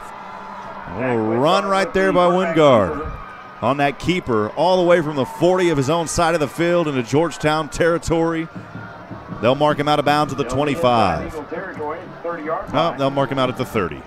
Still a great run. Yeah, it was. Wingard ran the option out to the left side, kept that ball, which was a good choice on his part because the defense was there for the pitch man, but the quarterback had nobody on him. A great gain, good run. 4:08 to go here in Georgetown, Texas on a Friday night, a beautiful fall night for football here in this first football game of November. First down and 10 for Rouse on the Georgetown 30. Hand off to the right side. Tate dodging through defenders, and Tate will find his way forward for another first down around the 17-yard line. Great run by Tate. McMillan on the tackle.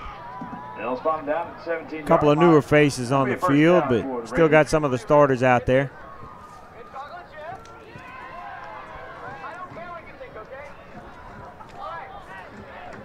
Defense needs to tighten here. Stop this rush. Rouse breaks out of their huddle. 3:39 to go here in the game, trailing 34-7. First down and 10 for the Raiders. Inside the Georgetown red zone now on the Eagle 17. Wingard in shotgun. Man in motion goes from left to right instead of handoff. No, it's Wingard going to keep it on the left side. Across the 10 to the 5. Wingard spins his way and goes out of bounds at the 5-yard line. Man, we are seeing some impressive running. You got to wonder why Wingard didn't start this game the way he's been running the ball. Yeah, he's quick out there on that option that they've run out there, and he's comfortable with it. Seems confident with the ability to make the right choice, and he has every play he's been out there. Quick. But no score here in the fourth quarter by either team. Rouse has touched the ball twice. Georgetown has only had one possession here in this fourth quarter. 3:20 to go. First down and goal from the 5 on the left hash. For Rouse, Wingard to the left side, gets the snap, and he is still on his feet and finally will go down. Only a gain of a couple on the play, but man, he had to run about 20 yards on that left side to get those 2 yards. Good patient run out there for Wingard, number 45 of the Eagles. Came out and was able to shut that run down, keep him from getting into the end zone. 2:56 to go here in the game. Georgetown leading 34-7. Second down and goal for Rouse. We'll have a post-game interview with Coach Jason Dean, or we should have one, hopefully, at the end of this one. I'm sure we will. David giving me the nod down there. Second down and goal on the left hash. Wingard will hand off, and the Blue Storm stopping the running back with 2 yards to go. Big carrier was Tate. Big number 6, Mason Meyer out there was having no part of that run. He just shut it down. When Mason's out there, we had Mason on the coaches show. And a great young man. All of these athletes and kiddos here in Georgetown, so outspoken. They do such wonderful work in the community. When Mason's out there and he does a big play, I say he likes to put a little Oscar on it. Little Oscar Meyer. Little Oscar Meyer down there. Third down and goal for the Blue Storm, trying to hold Rouse. Tavion lowers his shoulder, and he may be in for the touchdown. The initial call is a 2-yard touchdown run. And Tavion Tate has the 2-yard touchdown for Rouse as they put some more points on the board, but they're trailing 34-13 here with 1:56 to go in the game. Tate put that head down right at the goal line, and good strong run, finished it well. Extra point kick is up and on its way by Braden Skinner, and it is good. And your score at 1:56 to go in the game, Georgetown leading 34-14. You know Rouse is going to go for an onside here. Wouldn't be surprised at all. At least on the board, both teams showing they have all 3 timeouts remaining. David, your thoughts? An impressive drive there by Rouse that started on their own 40. They took it down 60 yards for the touchdown, capped off by that 2-yard run by Tavion Tate. Yeah, Rob, Kelly, I think this game is, I'd say, under control. And I think you're seeing the coach putting in some fresh faces in the second team and getting them some experience and developing them. And, that's good because you're nearing possible postseason play. Dave, you got an update on the Pflugerville-Cedar Park game by chance? Cade Lachlan back deep to receive the kick. Cade Lachlan set back to receive the kick, but you know it's going to be an onside, so it's probably not going to go anywhere in the direction of Xavier Torres and Lachlan. Brandon Skinner kicking for Raiders. Pflugerville-Cedar Park game is final. Cedar Park wins 41-7. Skinner set for the onside kick here with 1:56 to go, and his team trailing 34-14. Thanks for the score updates, David. 4 up front for Georgetown at the 50. Right toe to leather, and no, they're going to go ahead and kick this one a little deep, surprisingly, Kelly, and it's fielded at the 30. Georgetown on the feet across the 40. Good, healthy return by the Eagles. The return man there for Georgetown was R.J. Moreno. He had a full head of steam up, too. Man. We saw R.J. put the smack on earlier in this game. He's had a great game for Georgetown. David, unless I've read it wrong, man, this is 149 from a playoff clincher, right? Yes, sir, I believe so. With that Pflugerville loss, if your math is correct. And we've also, another score is Hutto's pulling away from Manor 52-28, I believe, in the fourth quarter. Man, let's not talk about my math skills. That's why you had to take an early retirement. No, I'm just kidding. I was going to retire 5 years later, but I couldn't do the math.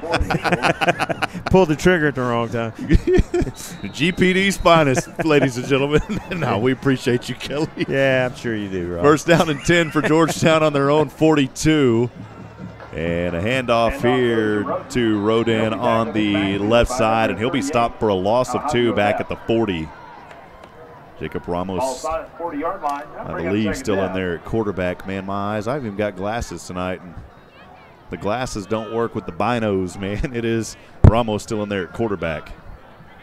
I just want to make sure your hearing was working, too, there as I popped my microphone for you, Kelly. Did that work?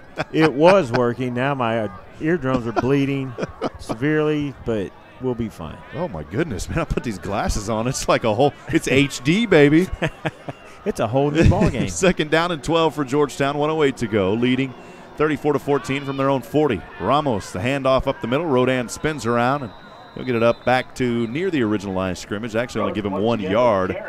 Tackle made by number 32. It'll be third down and they give it back to him, don't they, Kelly? Yeah, they give it back to the original line of scrimmage. It'll be third down and 10 from the 42.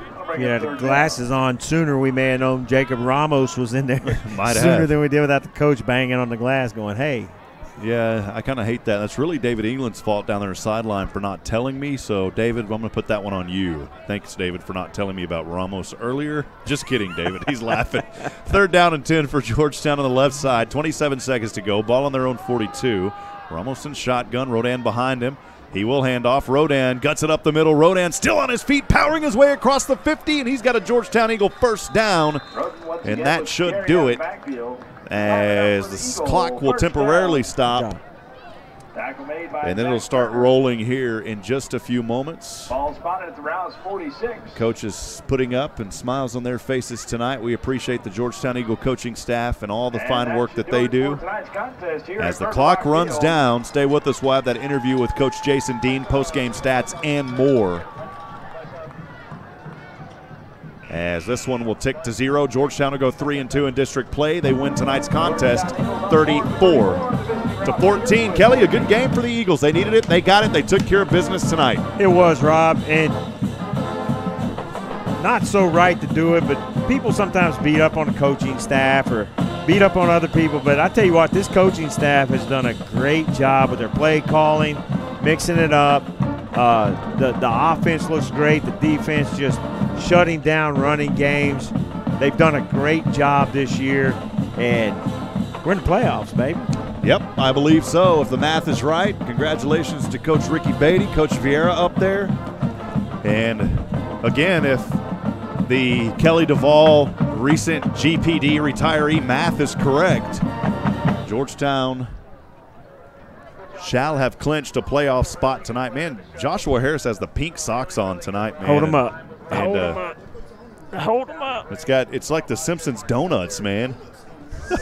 Uh-oh. And Kelly's got the Georgetown Eagles sock. Boom. I'm in the middle of Eagles and donuts, man. I got to back up here. Got the little G on the back. Well, back to getting serious here. Thank you guys for that. Georgetown wins tonight's contest 34-14. Coach Dean is walking his way over to David England down on the field. Hey, good friends down there as well. We'll talk about them in a minute. Down to David England for this victory with Coach Dean. Coach Dean, congratulations on your third district win in a row, 34-14. Talk to us about the play tonight. Well, we knew that we were going to get their best shot coming out. Rouse obviously kind of backed in the corner a little bit. We knew they'd have to win this game to be a playoff team. But, I thought our guys survived the emotion, of the first, the first quarter. And then we kind of took over with the running game. So, proud of our kids. Got to give your hats off to the secondary. A lot of bend but don't break. They didn't allow any. They were getting hands on the balls and stuff like that in the backfield. Sure, those guys did a great job. Coach Thompson and Coach Durrell do a good job putting those guys in good position. I thought they did a really good job. Caught Rob and Kelly off guard, throwing in some fresh faces there towards the end. We're nearing, if Kelly's math is correct, with Pflugerville losing to Cedar Park tonight, possible playoff berth. Getting to see some fresh faces. Tell us about that. Sure, it was important. This being our last home game for us to, let our kids be able to play. So I think we got all the seniors in. Let those guys play a little bit. Those guys practice hard every day, so we're excited to get those guys in the ball game. Coach, thank you so much. Congratulations. You bet. Thank you. Thanks. Rob, Kelly, back up to you. Well, we appreciate you, David England. Thanks for being down there. Coach Flores, I believe, had a child too recently, so we appreciate. Wanted to give Coach Flores a shout-out. Congratulations on being a dad. And, man, I wanted to mention something really awesome happening right now. The Rouse team behind Georgetown is Georgetown doing their school song. That's so awesome, though, and how respectful the Rouse Raiders. These kids look at each other, especially when postseason rolls around. They look at they want the kids from their own district to do well. We've seen that before with Rouse and baseball, giving Georgetown baseball some props, and now here tonight in football, just really doing some awesome things. And for those of you tonight, I know that Rouse has their own broadcast. We hope one day to bring Rouse onto the SHN Network family as we really, really focus on our commitment to quality here. We work with Rouse Baseball. Looking forward to working with their program again this season. A lot of great friends there in Rouse, and we wanted to welcome in those fans that may have been listening tonight from Rouse. We know that you have your own broadcast, and those guys do such wonderful work. Hats off to them as well. But any of the Rouse fans that may have been listening, we appreciate you joining us tonight as well. Yeah, Rob, it's so good to see the sportsmanship that these kids show each other. And, whenever the clock is running in between those lines on the field, these kids are in battle, and they're fighting their guts out, playing as hard as they can. But I like seeing this show of sportsmanship. Rouse came over for Georgetown's school song, and now Georgetown has gone over for their school song. Just a great show of respect from both football teams, and just makes you love both these communities and appreciate what both these communities stand for. And now the Georgetown students and athletes out there, the Georgetown players, as Rouse playing their song. And just once again, a great job and sportsmanship all around. I'll send it back down to David. He's waving his hat. He's getting antsy down there. David? My OCD's kicking it. No. Yeah, the sportsmanship is incredible. I don't know if y'all noticed, Coach Dean walked after the interview, walked right over to their number 18 on crutches and, wished him well. I believe, is that their quarterback on Rouse? Yeah. Yes, yeah. It is more. Just really stand up. Tonight was a clean game, a good district game. Fought in the trenches. A lot of positives for the coaching staffs tonight. David, we appreciate you, all the fine work. We're going to step aside, take a very quick break. We'll be back with final stats and more. Stay with us, friends. Georgetown Eagle postgame continues here on the SHNSports.com broadcast network. Once again, Georgetown victorious tonight here on their home field as they improve to 3-2 in Division 11-5 and 11-5A Division I football. We'll be right back Stay with us, friends, as SHN Sports coverage of Friday Night Lights continues in a few moments.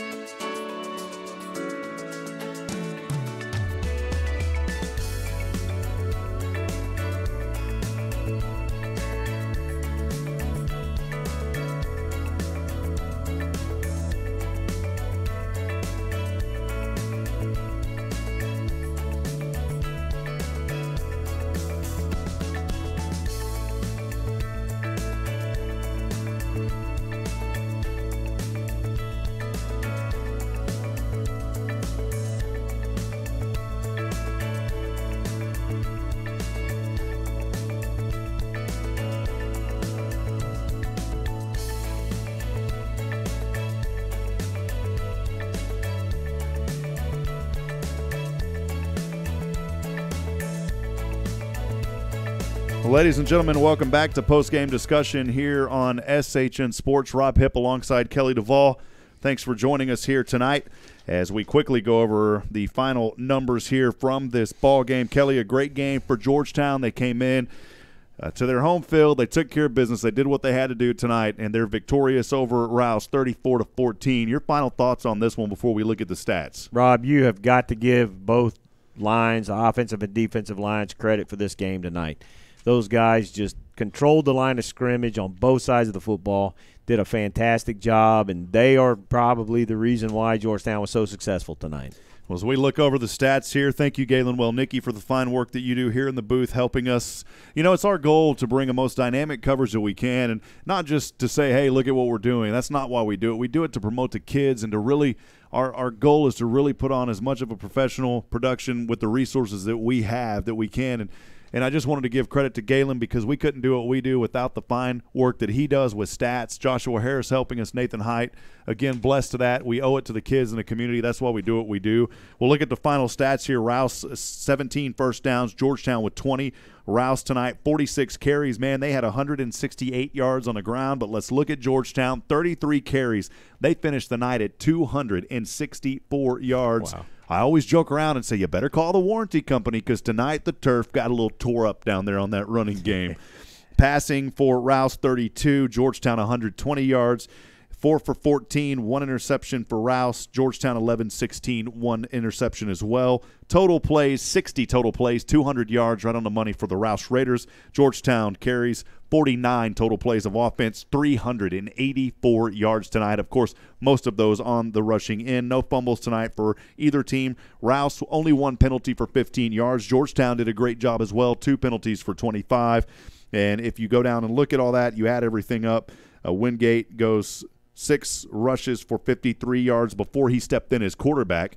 And Tate tonight, 26 carries for 89 yards. Jackson Siosen keeping the ball 6 times tonight, 69 yards on the ground. Xavier Torres, 8 carries, 96 yards. What a night for the X Factor. Great night. RJ Moreno, 8 carries for 32 yards. And then Rodan as well, a little Shilavante tonight. We give you the credit, young man. 8 carries, 53 yards. Siosen did all the passing. And then for the Rouse Raiders, Moore, and then the quarterback who had to step in for him did some of the passing as well as Wingate. Right. So overall, a great night. Rouse falls here in district play. They still only got that 1 win, but Georgetown picks up a much-needed win. Most importantly, they clinch a playoff spot here in 11-5 AD1. That's right, Rob, and that's a great thing for these kids to accomplish, especially how the district started off. You know, we started off with the 2 big dogs in the district and came out 0-2 to start the district, but these guys have rattled off 3 in a row, clinched playoff spot tonight. So great things happening for this team. We also, in the celebration, we also want to remember Coach Schultz and Scout and Scout's Army. Guys, we're with you in our thoughts and our prayers. If we can find out how to do it, we'll make sure that we put out how people can donate to help their family in this difficult time. But you guys are in our prayers. You're in our thoughts. We're with you. Scout, keep fighting, baby, and we'll overcome this. It's one of those things, the Georgetown community always stepping up together. We'll have more information on our Twitter and Facebook page as well about how you can get involved. Tonight, funds are being collected here at the stadium. And, again, our thoughts and prayers definitely with Coach Schultz and his family. Just Absolutely. wonderful folks here in a Georgetown community. Well, before we sign off, any closing remarks? I won't be on the call next week because you don't want me to be here anymore, so I'm going to go ahead and step aside. I will no longer be calling. No, I'm just kidding. We'll be doing the SU Football Weekly Coaches Show. Brad Tillery, excited to have him on the call, stepping in for me next Thursday. I'm going to get over to that game, but I'm not going to take that over from Brad once I get there. I may be down on the field and doing a few other things. But again, going to be a fun one. Make him kick me out of the chair. No, we're not going to do that. Final thoughts on the night. Man, this is just an all-around great game for the Eagles tonight. This is absolutely what they needed. They really seem to be hitting their stride now. And next week we wrap up 3rd or 4th place in the district, but we got our playoff spot tonight. Huge step for these guys. So we'll be in the postseason. We'll be playing that next week after the season's done. But they got one more game, and I don't think they'll overlook that game. I think Georgetown is firing at the right moments. Last week, a convincing victory over a Maynard team, and then tonight taking care of business versus Rouse right back here in Georgetown. As always, we want to thank all of our sponsors. Georgetown Eagle Football presented by the Oak Ridge Disciple House this season. Thank you, Joshua Harris, Georgetown Jewelry, Ricky Poe, our good friends Blake Nicholson, Ty Gibson at Minuteman Press. Thank you so much for your sponsorship, as well as Joe Bob with Georgetown Interstate Transmission and Automotive Group. We appreciate you. Doug Groves with the Program Insurance Group. Our friends with Positive Coaching Alliance of Central Texas. We didn't get to talk about them much, but they do some great work as well, and that's one of our commitment to community sponsors that we run a PSA for those guys. So Trennis Jones, thank you for the great work that you are continuing to do with the Positive Coaching Alliance of Central Texas. Also our quarter sponsors this season, Kristen Miller with eteachingme.com. We also want to thank Chris Courtney with Courtney Home Inspections, Todd Hargrove from Todd Hargrove State Farm, and last, of course, not least, our good friend Bobby Rogers and the Bobby Rogers family. Well, once again, Kelly, been a fun one here tonight. Excited about next week, but we're going to be some of the SHN crew will be on the road tomorrow morning, 10 a.m., heading to Brownsville to support the Southwestern Pirates on that broadcast. Safe travels to you all, my friend. Awesome. Kelly, thank you for everything you've done this season, and looking forward to working with you in the postseason. Galen Welnicki. I think Dave wants one more thing. Dave, take it away, man. I was just talking to Coach Bond here about the O-line owning this field tonight, and what are your thoughts, Coach? Well, we all just did a good job, man. It's a group effort. Coaches did a good job game planning. No line, defensive line, we got to give up to the trenches. Everybody did a good job. What a great night for Georgetown. Big district win. Thank you, Coach. Congratulations. I look up here at the Big Blue Monster. For those folks that didn't come out tonight, it was a beautiful night from Georgetown, Texas. Nice, cool, crisp fall weather. It's hard to believe it's already gone by this fast. This was the last home game, but excited about some playoffs, Rob. David, appreciate you. Thanks for all the work that you do down there, man. David having fun down there tonight. We appreciate him. On behalf of everyone at SHN, Kelly, I'll let you say something. Yeah. Go ahead, man. Sorry. One last thing. Seniors, thank you. Absolutely. You've given it all to this program. You walked out of here with your heads up. Thank you so much, seniors. Not only the football team, but the band, the Georgettes, the cheerleaders, all you guys. You've made it a great season, a lot of fun for us to watch you. Thank you. We appreciate everything you've done for Georgetown High School. It's a great shout-out. Congratulations to the 2019 seniors. And you got me thinking, hey, a huge shout-out to GHS Blue Crew as well. You guys are awesome. You do great work. Your son was heavily involved in the Blue Crew. Yeah, he was president last year. Jesse doing some good work back in the day, but now the GHS Blue Crew this year also, we want to shout out to you. Thank you guys also for retweeting what we do. Wanted to remind everybody as well, please subscribe to us on YouTube. Click that subscribe link. We'll have more information on how you can stay active with Georgetown Eagle football and what's going on through the SHN network. Those subscriber numbers help us really gain momentum in what we're doing. We need subscribers. We're requesting tonight that you please click on that subscribe button. It's not a way to spam you. It's just to show that we've got a large base of folks out there that are paying attention to what we're doing. It's not spam. Not spam. For Kelly DeVoll, Galen Welnicki, Joshua Harris, Nathan Height, and, of course, David England, I'm Rob Hipp, wishing you well this evening, reminding you that we're not strong enough alone to make it on our own. We need each other, friends. Provide a word of encouragement. Lend a hand of support. Somebody out there tonight needs you. Once again, you're happy. Final scores, Georgetown improves to 3-2 in District 11 5A Division I football. Georgetown 34, Rouse 14. Good night, and God bless everyone. Good night, Georgetown, folks. Texas.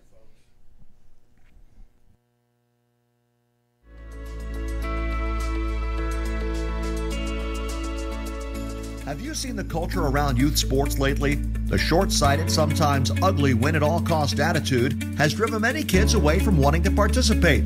At Positive Coaching Alliance Central Texas, we believe that sports is an amazing way for kids to learn crucial life lessons, how to react to winning, coping with disappointment, and improving through effort. Come join PCA, Central Texas movement to create a healthy sports environment. Visit pca-centraltx.org.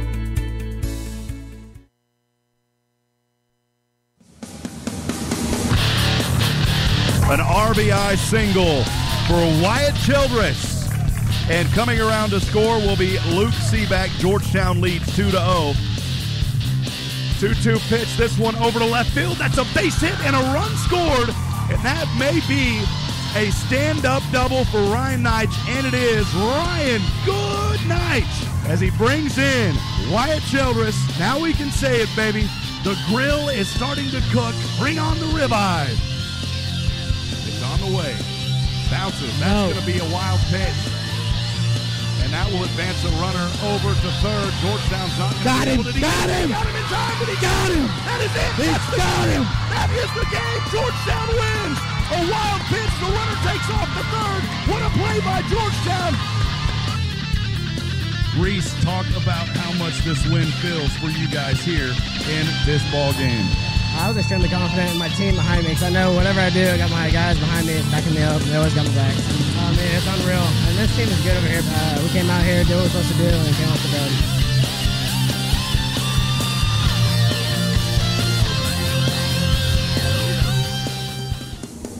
This is Taco Williams, defensive back. This is RJ Moreno, running back. This is Noah Drum, wide receiver. This is Mason Meyer, defensive end. This is Johnny Knight, defensive back. This is Dylan Cahill, slot receiver. This is Gage Leggett, defensive back, and you're listening to Georgetown Eagle Football on SHN Sports. Thousands of listeners, laser-focused marketing, and showing a high level of community involvement. Those are a few of many reasons to advertise with SHN Sports. We strive to keep our broadcast as affordable as possible, and your support makes that happen. Please consider advertising with SHN Sports. Email rob@shnsports.com. That's rob@shnsports.com. We have a solution for everyone. This broadcast is under the direction and is copywritten by the Shoning Hipp Network. Any rebroadcast, retransmission, use of sound bites and interviews, and use of any other content, including audio or video, without the direct written consent and permission by the Shoning Hipp Network is strictly prohibited and protected by federal and copyright laws. All rights are reserved by the Shoning Hipp Network and SHNsports.com.